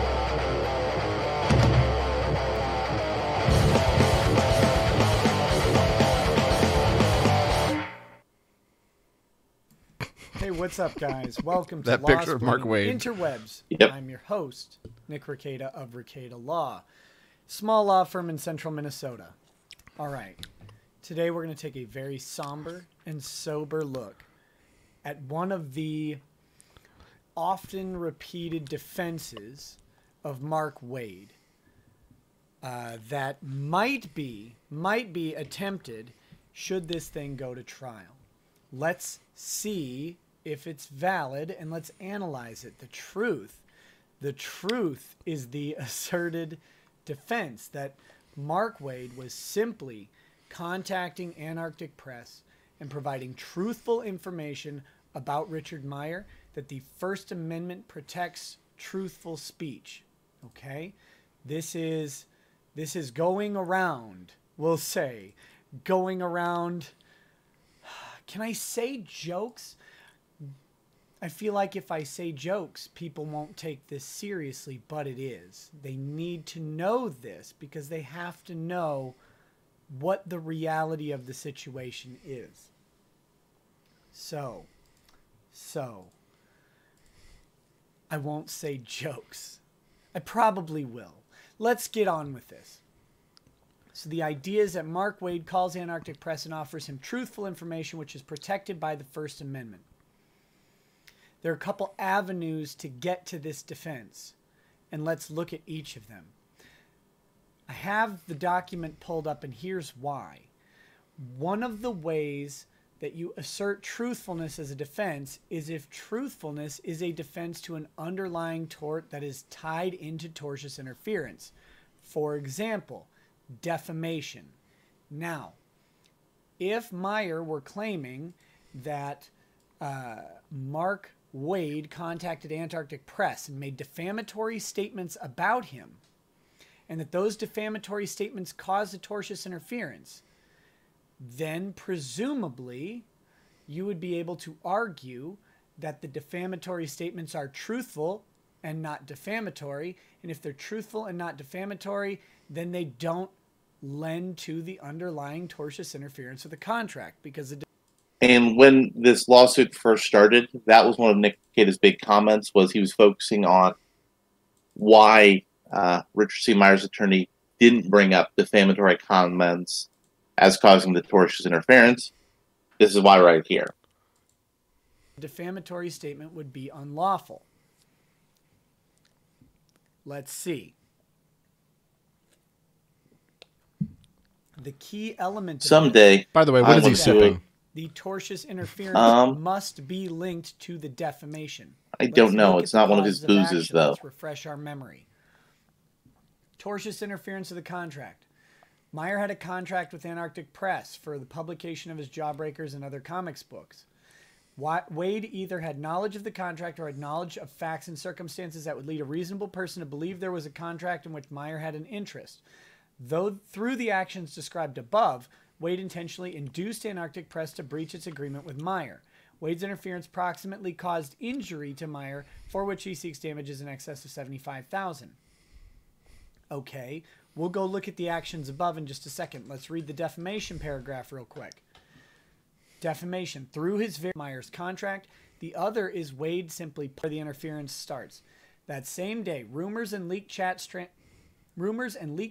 transcripts suggested that certain retailers aligned with Wade and his followers had agreed not to carry Meyer's book and to boycott Antarctic Press because of the misinformation being spread about Meyer and his views. Initially, Antarctic Press was not flustered. Notice, the defamation is detached from Antarctic Press's decision at this point in the paragraph. Instead, Antarctic Press responded, "That just shows me we're doing the right thing standing with you." That's evidence that the defamatory statements are not the cause of the breach of contract. This is important.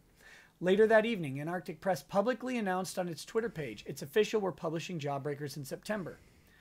Less than 36 hours later, Wade tweeted to his followers that he was going to contact Antarctic Press to interfere with its impending publication of Meyer's book, saying, "I have a call into Antarctic Press. Until I hear back, I'm hesitantly willing to give them the benefit of the doubt.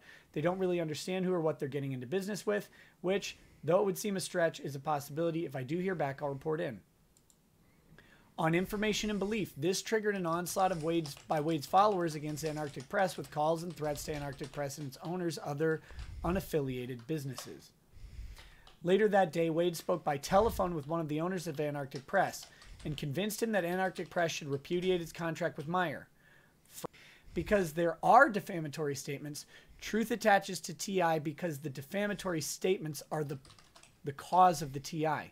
That's not alleged in the complaint. I won't read their statement because I don't want this to be too long. Almost immediately following Antarctic Press's announcement, perhaps having been warned that his interference was actionable, Wade deactivated all of his theretofore quite active social network accounts without explanation. So, that's one theory. That's a theory that if they can defeat the defamation claims, then the tortious interference will go away because truth to the defamation claims would be truth to the TI. That's not valid. Next, let's get into the small matter. Let's get into the small matter of how Texas law looks at this defense in general. This is the money shot of the video. So there are these things out there called restatements. Restatements are where a group of lawyers get together and clarify the existing definitions of law based on definitions of common law based on how courts have been ruling and evolving common law. So there's a first restatement of torts, there's a second restatement of torts, and there might be a third restatement of torts, and if not, they're working on it and they have portions of the third restatement done. In the second restatement of torts, truth is a defense to tortious interference. Truth of the statements can lead to a privileged defense, or truthful statements may be privileged under the second restatement of torts. This is important, though. Just because it's in the restatement doesn't mean the jurisdiction recognizes the restatement. Texas has not adopted the second restatement of torts. So, to review, because we had to set up some groundwork here. So, Mark Wade's attorney seems to be, based on his public shit posting, trying to argue about a case based on a defense based on truthfulness. But in Texas, his lawyer did a good job of decoupling the statements that are true or untrue or defamatory. But B, more importantly, Texas does not accept truthfulness as a defense. Making a true statement isn't applicable to breaching a contract. Now, Jim, I know what you're asking, saying, well, but Larry, people change the law in courts all the time, right? Mm-hmm. Well, there's a little thing called diversity jurisdiction. Mark Wade's in California, Richard C. Meyer's in Texas. And Richard C. Meyer has argued, and there's really no way they're going to beat him on this one, is that this has to be handled using Texas law. So it'll be a federal court ruling on Texas law. But since it's a federal court ruling on Texas law, it doesn't have the authority to change how Texas interprets the law. Interprets their own law? How Texas interprets its own law. Okay. So Mark Wade is basically kind of sort of screwed here.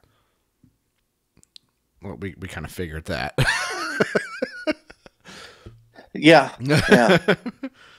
So if you go to the next little bit of a linkity-doo here, we have a social media post from Nick Rekieta, because he's been going back and forth, well, he was for a while, with Wade's attorney on Twitter, which, is, you and I have talked about, is an excellent medium for trolling. Right. And he posted from Mark Zaid's personal Facebook group, where a man posted a comment about Mr. Nick Rekieta. I know some people who could, quote unquote, take care of this. Oh, no. In reference to Nick Rekieta, who is an officer of the court. This is not a good look for you. And when Nick Rekieta demanded he say, hey,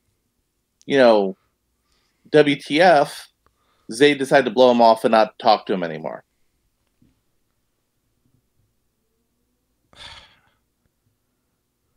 But Mark Zaid, he isn't just into weirdo bullies from the comic book industry.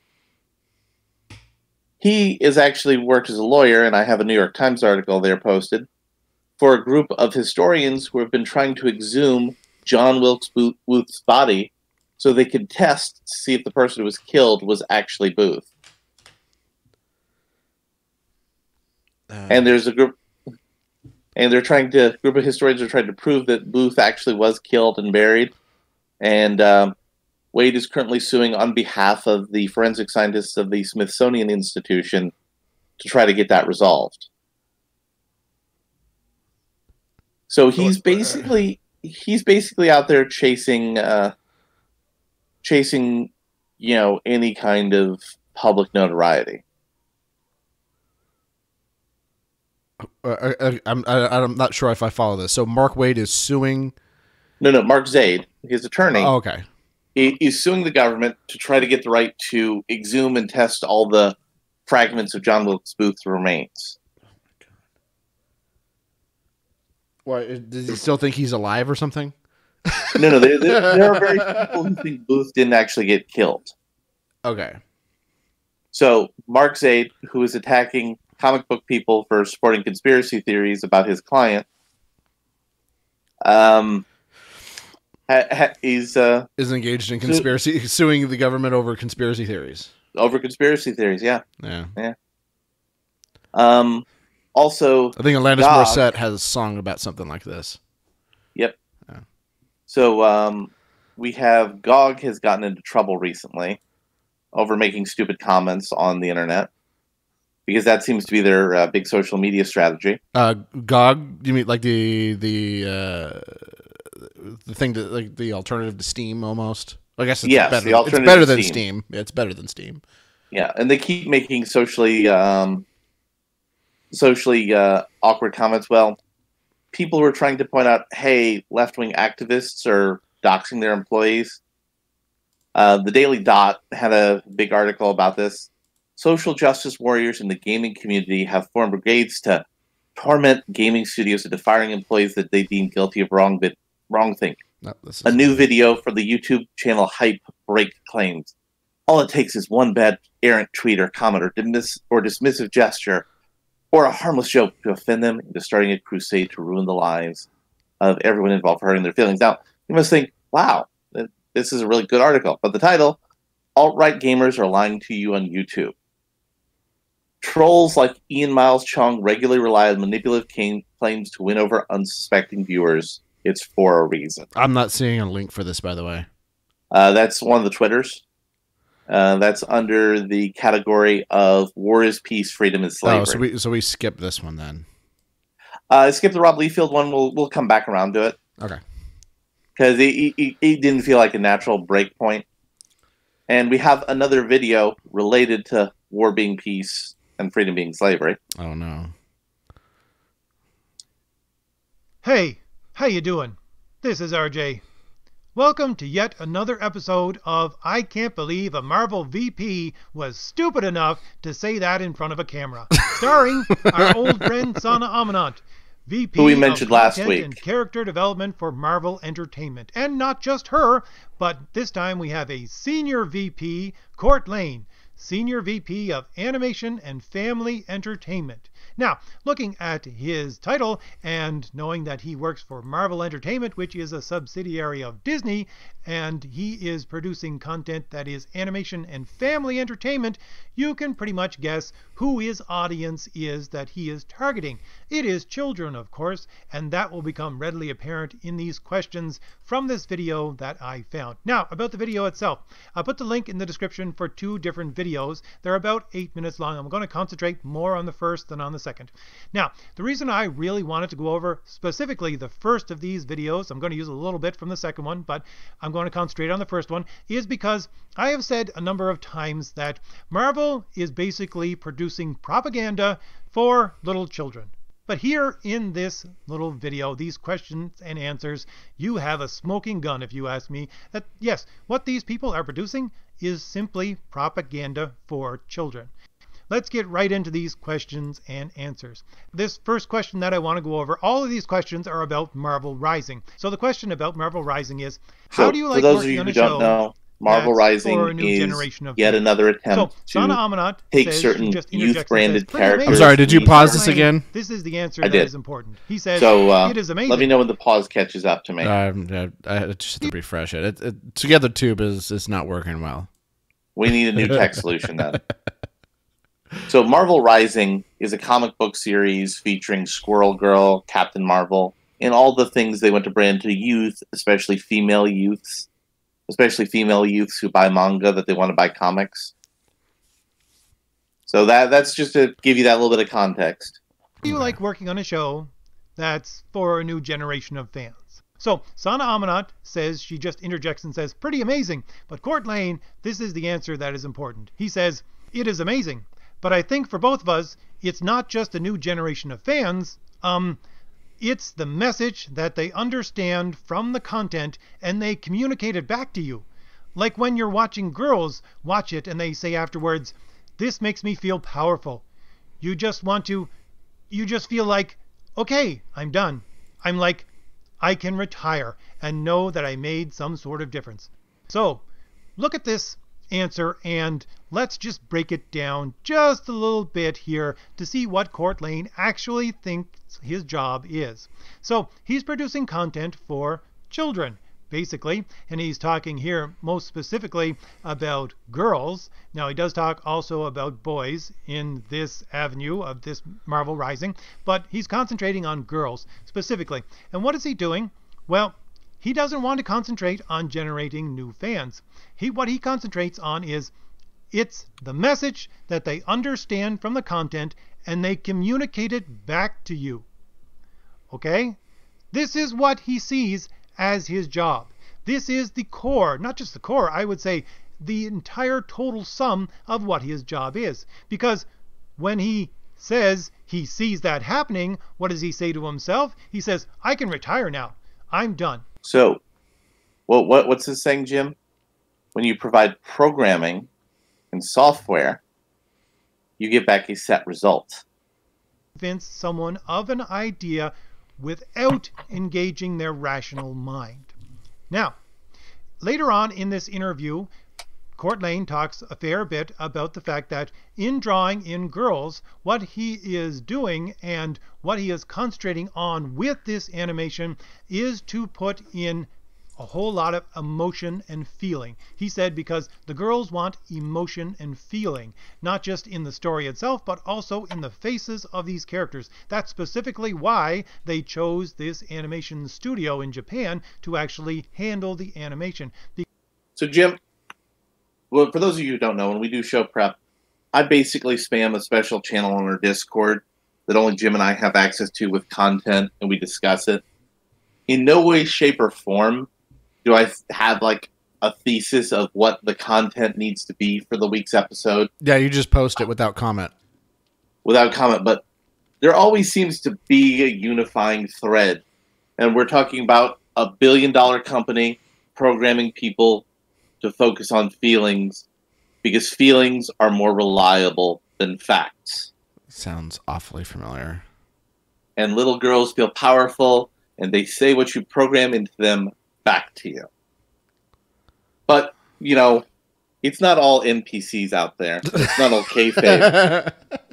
It's not all of that. But there are little breaks in where not everybody's an NPC yet. So there's a New York Daily News article where a guy got fired for saying Prince Harry has an attractive wife.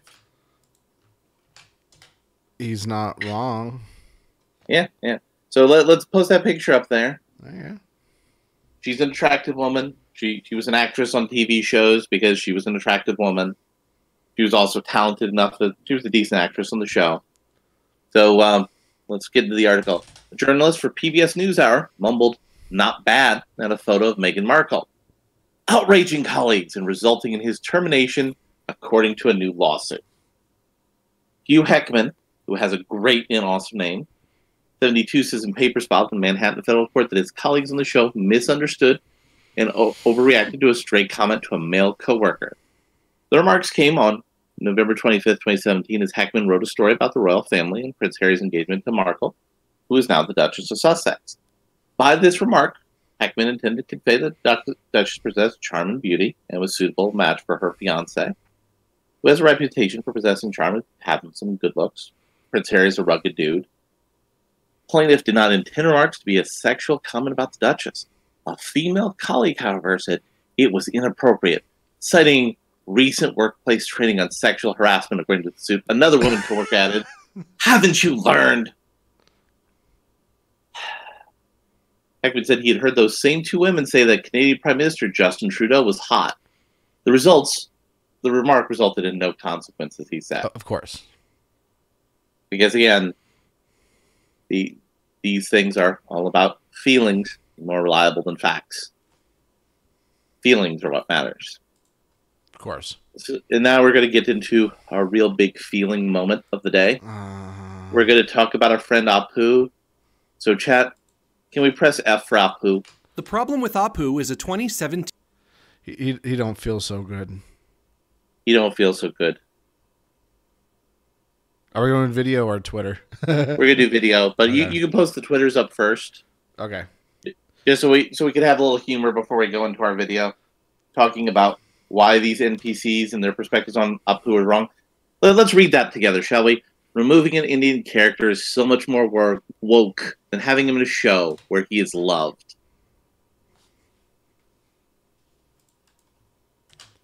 Let's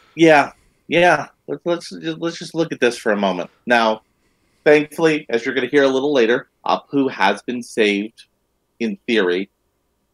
It's Hollywood, so weaselness is still a possibility. So let's go to this video talking about this topic. Made-for-TV documentary by comedian Hari Kondabolu, the subject of which being Apu, a secondary character from the long-running animated sitcom The Simpsons, who runs a store called the Quickie Mart and exists adjacently to our protagonists, the Simpsons family. Mr. Kondabolu's assertion is that Apu is actually a harmful stereotype of the Indian ethnicity. Additionally, many online news outlets have echoed this opinion and published articles of a similar sentiment. And thus, something of a social movement began, lobbying for the character to be removed from the show entirely. Everybody everywhere seems to be in agreement. Apu has got to go. Is Apu racist? We're going to spoil that. The answer is no. we're going to spoil that for you. Step one is we have to ask ourselves, what do we know about Apu? Let's make a comprehensive list. He's an immigrant who was born and raised in India. He came to this country looking for a higher education in the field of technology. He lived in America illegally at first, but was able to go through the proper channels and receive his official U.S. citizenship as of episode SO7E23. He's a business owner and a hard worker, sometimes to his own detriment. He's smart. This particular flag is ridiculously out of date. The library must have purchased it during the brief period in 1912 after New Mexico became a state, but before Arizona did. So smart, in fact, that he has a doctorate in computer science, which, of course, technically does mean he's a doctor.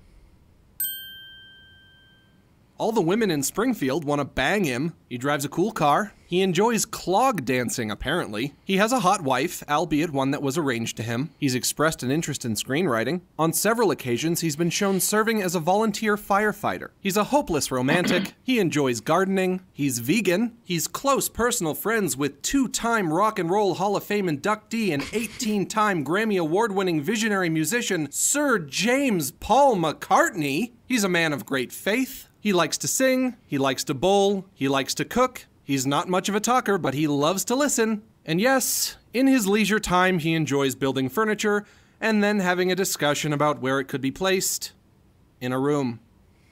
This is a horrible stereotype of people from India in this country.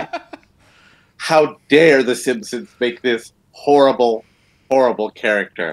Now, when it's all laid out like that, 1 million episodes. How many episodes do they have? So I remember like 10 years ago they were celebrating like their 100 or their 500th episode or something like that. So they've been around for ever.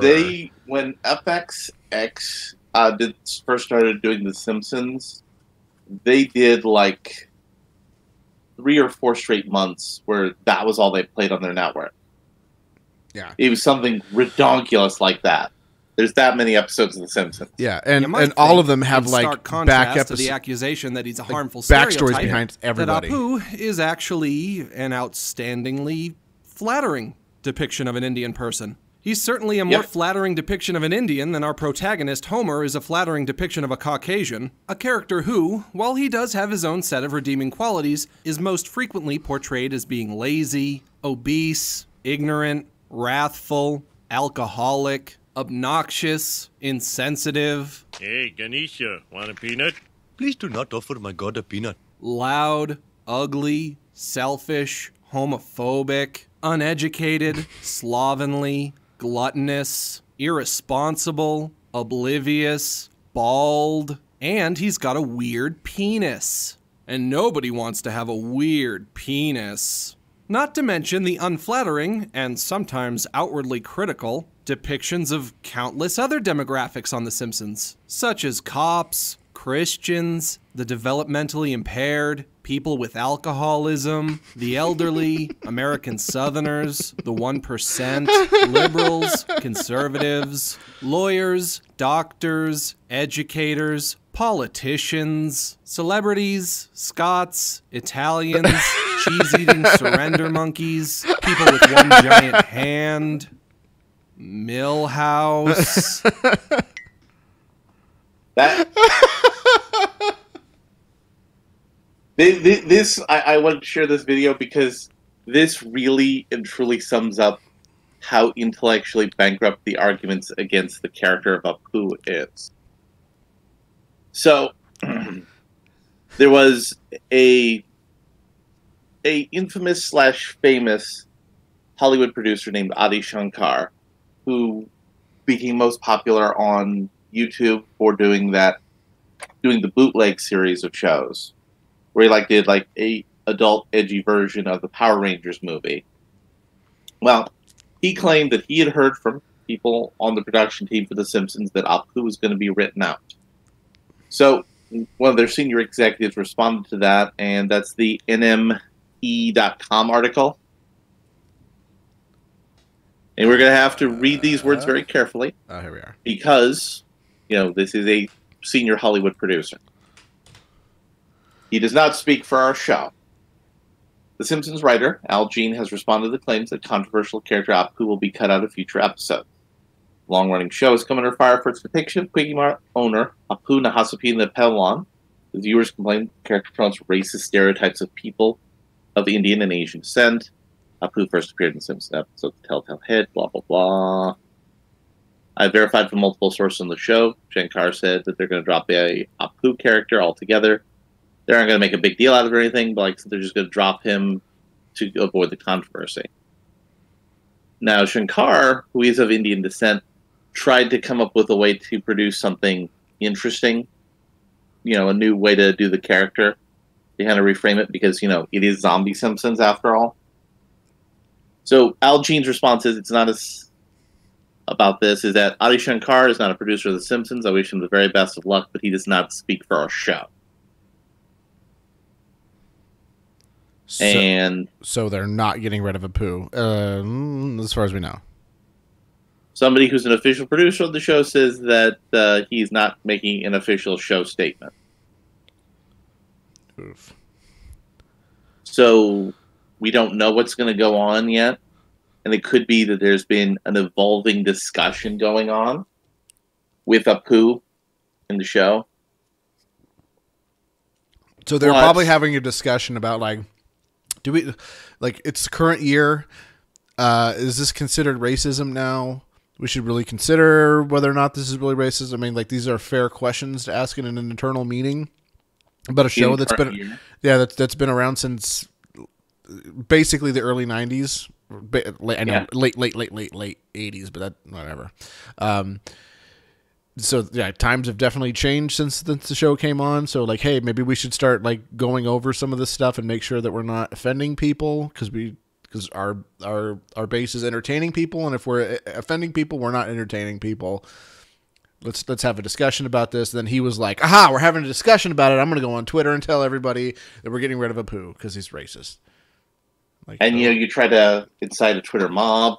It'll force the producers to say, well, the internet thinks we're getting rid of him, and it'd be a bigger problem for us to tell the internet it's wrong. By the way, it's it's a Minecraft mob. Minecraft mob. Right. That's right. We gotta be real careful about our words. We don't want to get demonetized. Before we get monetized. However, there is another base of support coming for Apu to help him out. Oh, no. So there's another video here. Okay. Let me know when you're ready. Ready.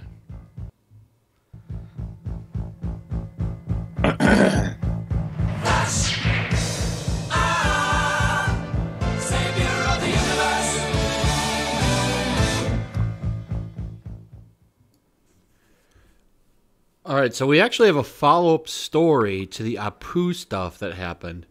If you missed my last video, basically, this man right here made a documentary saying that Apu is a problem and basically acted all offended about it. And, well, the Simpsons are just going to write him off. Instead of giving some big SJW-themed episode where, they sit down and talk about social justice garbage and progressive politics, they're just going to write the character off, and that's that.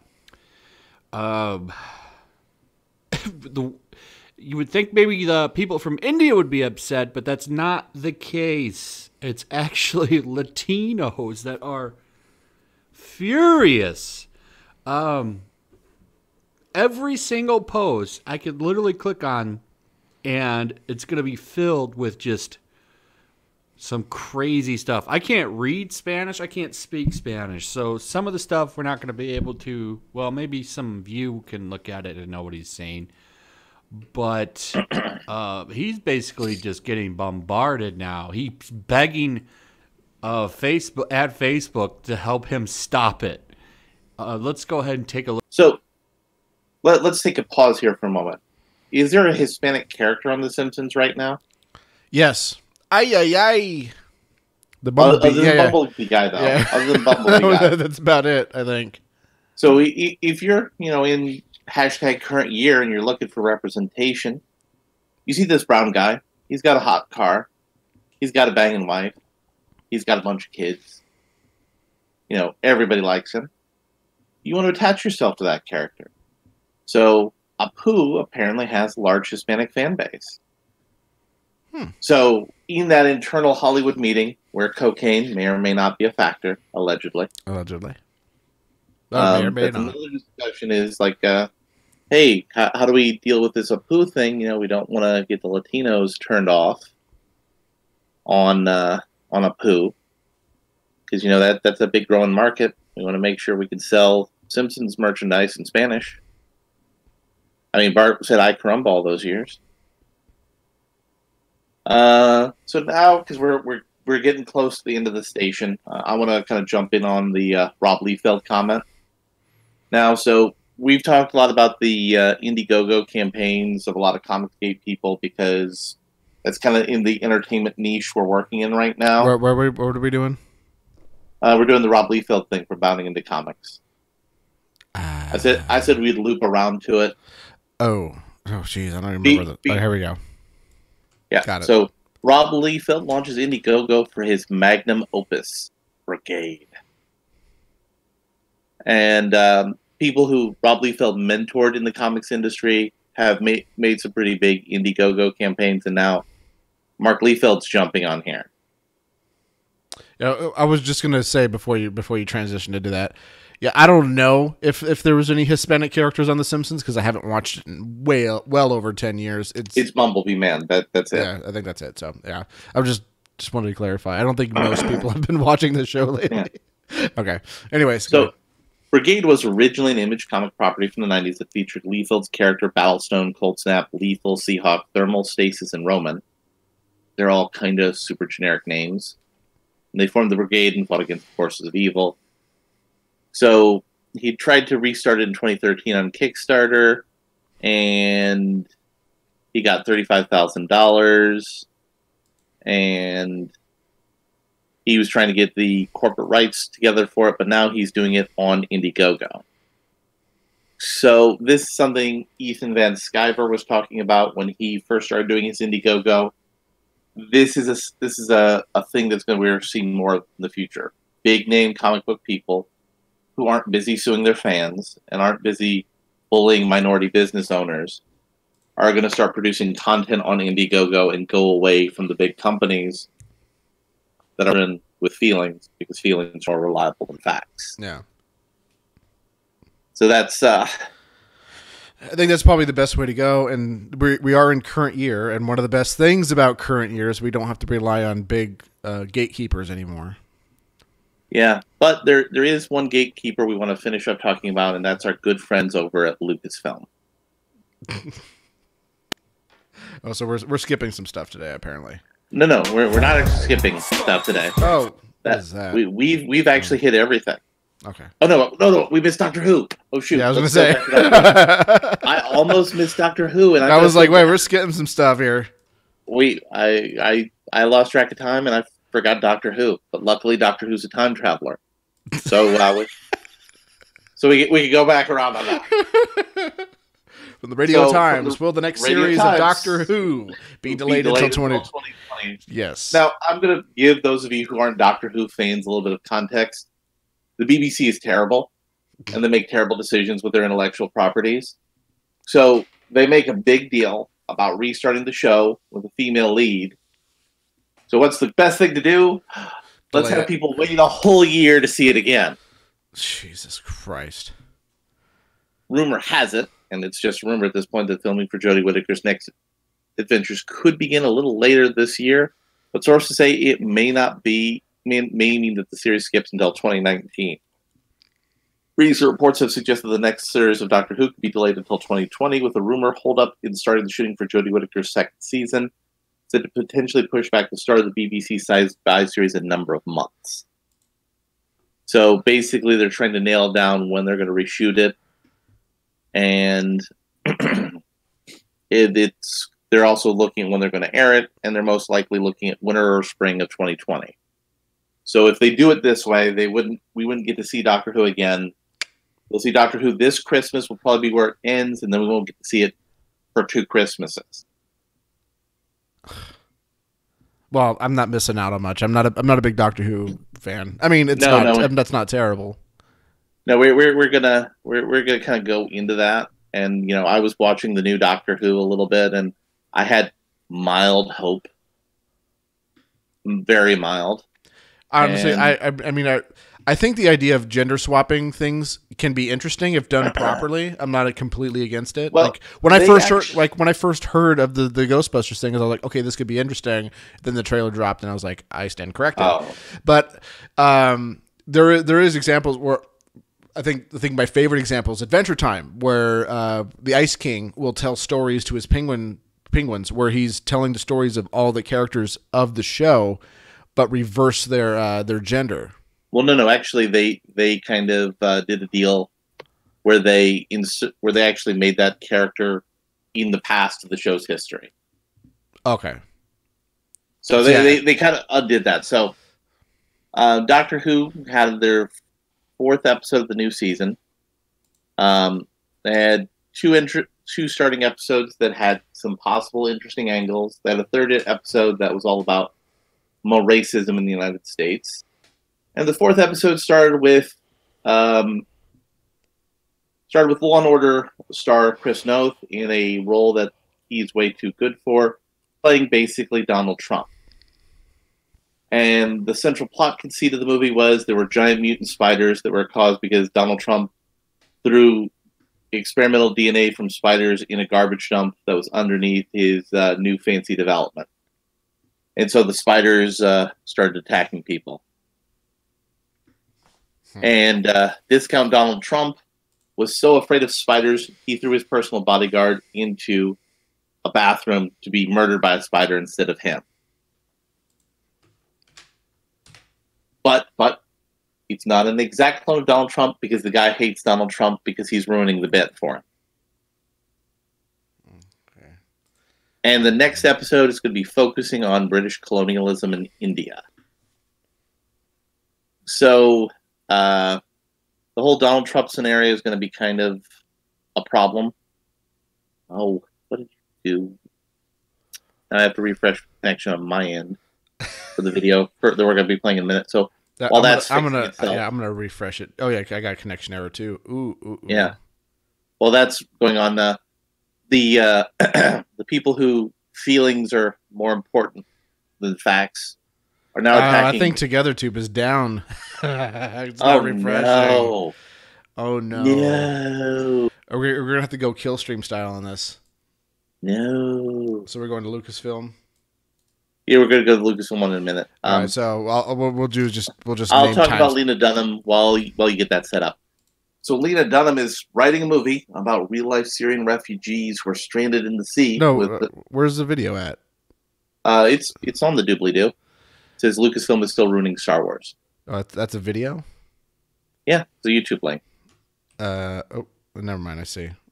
And woke people on Twitter said, who should we get to do a movie about Syrian refugees? How about one of the many great Middle Eastern filmmakers currently breaking out? Nah, let's get Lena Dunham. Of all the bad ideas Hollywood has come up with, asking Lena Dunham, the patron saint of white feminism, who has made many racist statements over the last few years. And also allegedly molested her little sister. And she also complained that a black guy didn't want to have sex with her until she realized he might be gay. Then she felt really bad about it. And falsely accused someone of raping her.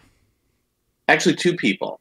Two people. That's the even better part. It was an amalgamation of two people, both of whom she didn't actually know.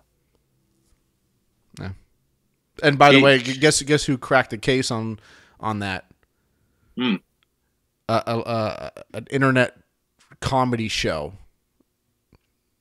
called Steven Crowder. Someday that could be us. Yeah. Oh God, please, I do not want to be louder with Crowder. Well, I mean, that show had really just fell through the ground once it went daily. Anyways, go ahead. Yeah. So let's go now to our Lucasfilm video. Now that we've caught all the things that we skipped over. Okay, pressing play right now. Actually, what? Yeah, because I mean, yeah, we do have some other stuff that we could do, but really, it's not as compelling stuff right now, and it's 10:30, so we've already done like 2 hours. Over 2 So hours. Let's do the Lucasfilm and the Freedom tune, and then we do our Patreon pitch. Okay, pressing play now. I started this gangster shit. Just a mother thanks I get. Hello. I started this gangster shit. And it's the mother thanks I get. Hello.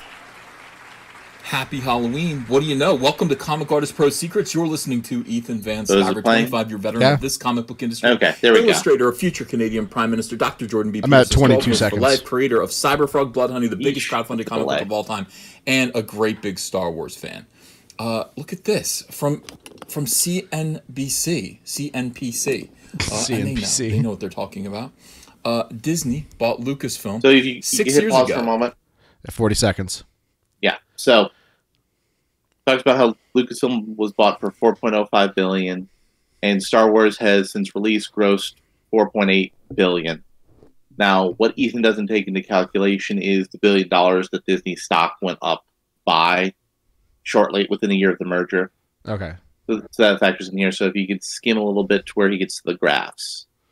Let's see. Where he does the analysis using the actual bar graphs. Okay, so I guess for 504.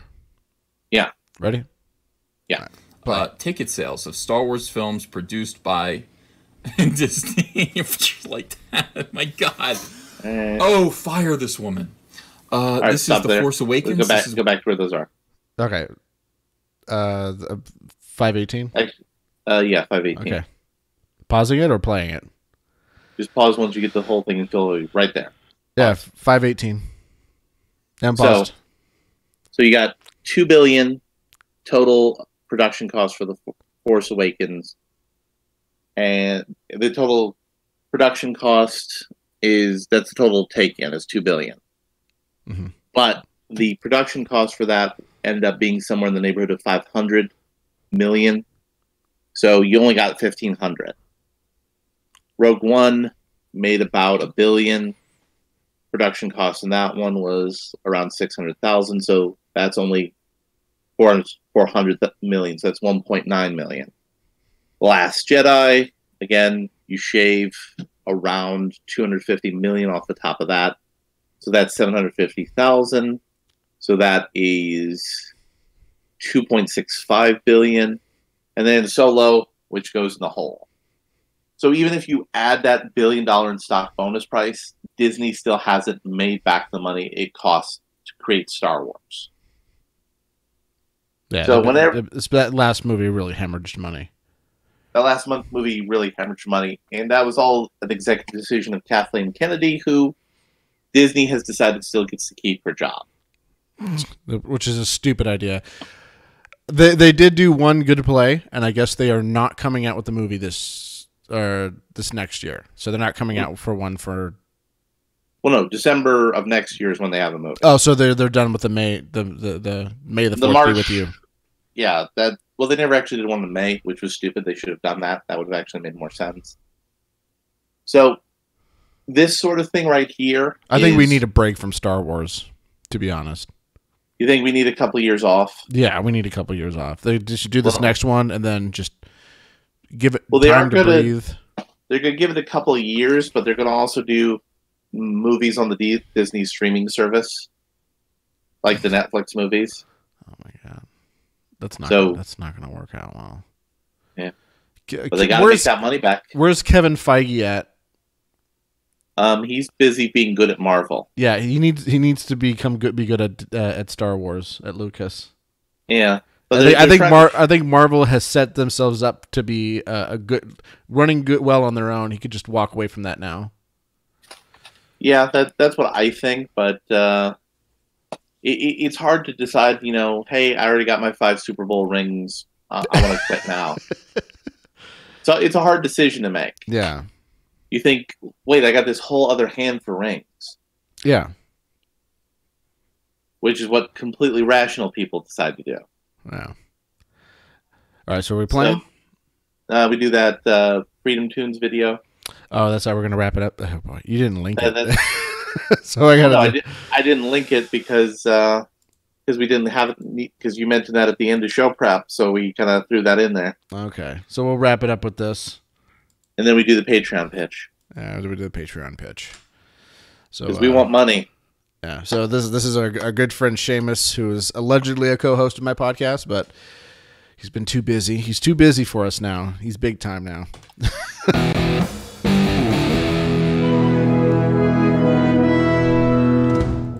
Stop it. Check your privilege. Check your privilege. Check your privilege.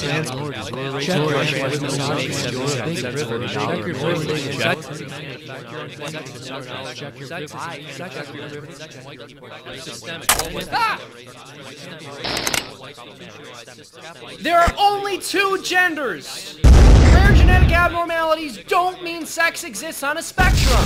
Critiquing Islam isn't hate speech. Donald Trump is your president. Clint Eastwood is a genius. Oh, come on. I believe women. Bernie Sanders.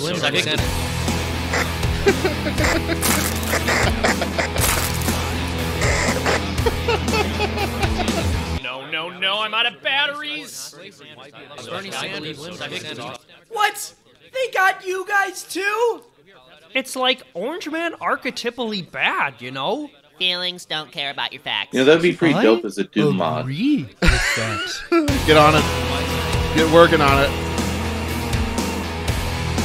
Oh man, I died again. You wanna play? Sorry.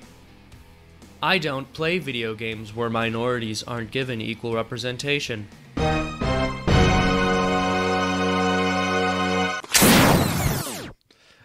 So there's that. Can we get an NPC Doom mod, or sorry, Minecraft mob Doom mod, or can we even get a Minecraft mod?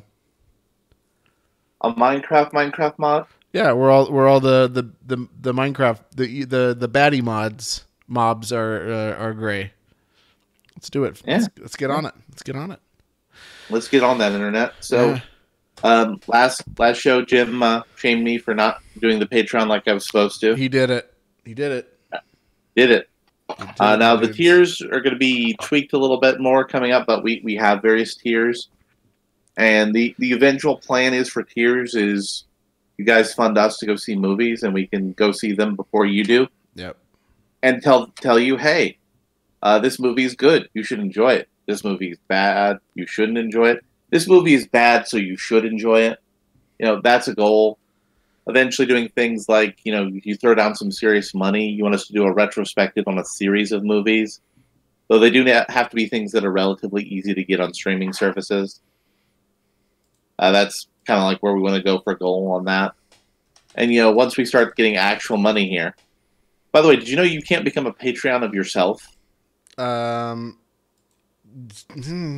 You can follow your own RSS feed, which, by the way, I'll right. But like, I tried to give money to myself, and it said no. So the Patreon knows you can't give money to yourself. Okay, that's just normal money. You know, you're just creating extra steps for yourself. But eventually, we're going to do things like that, and you know, if we get to the point where Jim and I could actually, you know, not have to work other jobs and just produce content for you wonderful people, we can then start adding really cool Patreonic things like, you know, going to a Comic-Con or other things like that, and maybe trying to harass celebrities or encourage celebrities to be interviewed by us. All sorts of great and future things that we do need money to do. Yeah. Just like religion and government, we're broke and we need money to solve the problem. Yeah. And if you give us enough money, we'll delete all the cats. And then we'll end up being like Red Letter Media. A very bad idea. You remember when you murdered cats? Good night, sweet cats. How Good night, sweet be? cats. How great would that be? You know, we make enough money that, you know, we can have Macaulay Culkin randomly show up at our house. We thought it'd be funny. It turns out that it's a terrible idea. Like, you probably don't even notice, but I am playing the Red Letter Media where they're accusing Jay of murdering cats. On the farm, you get a lot of cats. Sometimes the cats got to go down. I mean, I would love to be Good night, sweet cats. Good night, sweet cats. I would love to be in a position where I could go to Jim's house and we could talk about movies and we could all be this drunk together. That would be fun. When Jay dies, that'd be a great way to earn a living. There's thousands and so thousands help us get cats. money, produce content good enough that you'll eventually give us more money so we can just be drunk and talk about movies and things like that on the internet. And accuse each other of murdering thousands and thousands of cats. That's not yes, they do, and they have worms coming out of their Well, ears. except, you know, you and I, we would separate our game a bit, and we'd say, listen, I know neither of us were born at the time, but you were the one who secretly embezzled all the money from the 88 Ron Paul campaign. All right. So, there you go. Join us on Patreon. By the way, for those of you, someone did ask me what that black bar is on the bottom of the screen. That's where Streamlabs go. So if you donate on the Streamlabs, it'll scroll. But no one's done it yet. So here we that's are. another option you have to give us money because YouTube is uncool and doesn't let us get money yet until we get a whole lot of views and a whole lot of hours of content. YouTube is especially bad right now. They're like not only moderating comments sometimes. If you do a super chat on Facebook, if you do a super chat on YouTube, and you say things that aren't approved by the Minecraft mobs, then they will say, can't say that. Not allowed to say that. Like if you're rich of the year 1488, or mentioned 14 words, your money's automatically going to go off and get donated to a charity, not the YouTube producer that you were trying to make an edgy boy joke with. I got to see a little bit of it. I wasn't making a racist joke just because it's Michael Malice. I can't do any 1488 jokes with Michael Malice because he's Jewish. But he, I think I just said fuck. I think I was just saying like shit or fuck, and that was it. Like it wasn't like racist or anything. Not even in jest or anything. I just said fuck, and they were like, can't use those naughty words if you're going to make super chats. So they've been cracking down, but Streamlabs does not. So if you want us to say terrible things like screw optics, I'm going in. I'm gonna go see the Rocky Horror Picture Show. Screw optics. I'm going in. That's how you do it. Also, in the future, we'll have merch. Just like Jim had that wonderful T-shirt for the ladies out there. Mm-hmm. The Pound Me 2 shirt. Yeah, I'm gonna get designing some recording in progress shirts. But, anyways, I guess that's it for tonight. That's it for tonight. Yep. Thanks for the. We're up to like 6 viewers today. I don't know what our actual metrics are like. At some point, Jim, you and I are gonna have to actually act like professionals and look at our numbers and see what we can do to get better. I really don't like. I don't even like saying subscribe. I really hate subscribe. Click the bell. Thumbs up if you like things. Post comments in the video. Though Jim and I are both old enough on the internet, we know not to read YouTube comments.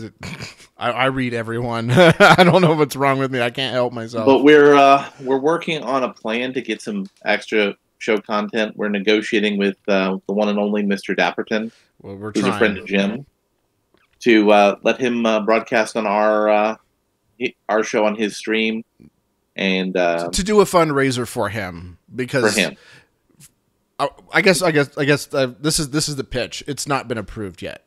Just say that. Not been approved yet. It's not been approved yet. But the pitch is that sure, there's lots of charities like St. Jude's that helps children overcome sickness for free, or Opportunity Village, which is my pet charity that helps the mentally disabled get integrated into society and live fulfilling lives by themselves.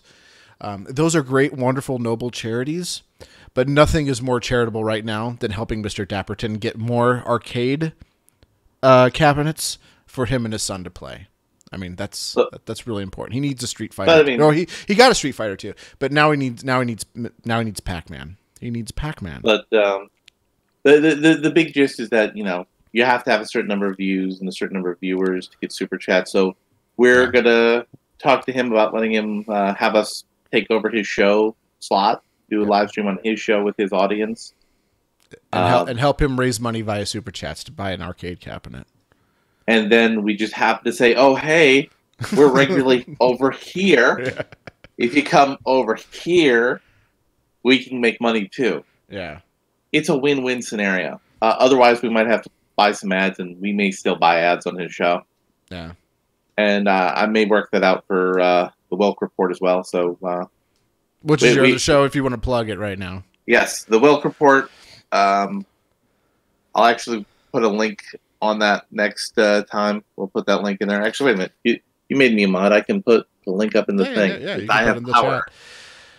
And by the way, I on my Patreon, which is I think /JimJesus, so it's patreon.com/JimJesus. I do like the plan is to do 3 podcasts, Patreon only podcasts, which I record in my car most of the time. Patreon only podcasts a week. If that's entertainment related, I'm going to let Larry go ahead and repost it on as Patreon exclusive content. So yeah, we're going to try to build up the Patreon here because again, I don't want to work as a debt collector for the rest of my life or whatever other demeaning money grubbing job I have to do until I have enough money to not have to work. Yeah, see, I'm of the different opinion. I would much rather keep my day job, but have supplemental income. I mean, supplemental income is good too, but I mean, wouldn't you like to be able to make enough money doing this that we could just go to take a couple more days off of work, probably? But I still like having a routine. Oh yeah, and a regular job has a routine. I mean, the guys in Red Letter Media, they work like 5 days a week on their show. Yeah. They're there every day, killing cats. And like we go to the UK and try to ask Sargon, like, so what age of the child is it appropriate for depending on the child? All right. So yep, you can follow. All the links are in the doobly-doo for everything. Yep. And our Discord is free for the time being. Oh yeah, we forgot to plug that one last time. Yeah, so we got a Discord. It's free for right now, but ... Eventually, it is going to get restricted to Patrons only. So that's your incentive right now to join. Help build a little community and things. Be a good idea. Let me get a Discord link set up. No, it's actually you can actually say it. It's Discord dot recording in progress, the letter N, not IN, recordinginprogress.com. So it's Discord recordinginprogress.com. You can kind of see the link at the top corner. I typed it in. Yeah. So and if you do that, you can go ahead and I did her join. We can get some pregress. That's why. Pregress. Yeah. So thank y'all for giving us a couple hours of your time. I did it. Boomer Jim. Good old Boomer Jim. All right. Shim Him Thrush. Hail Satan. Yeah. See ya. All right.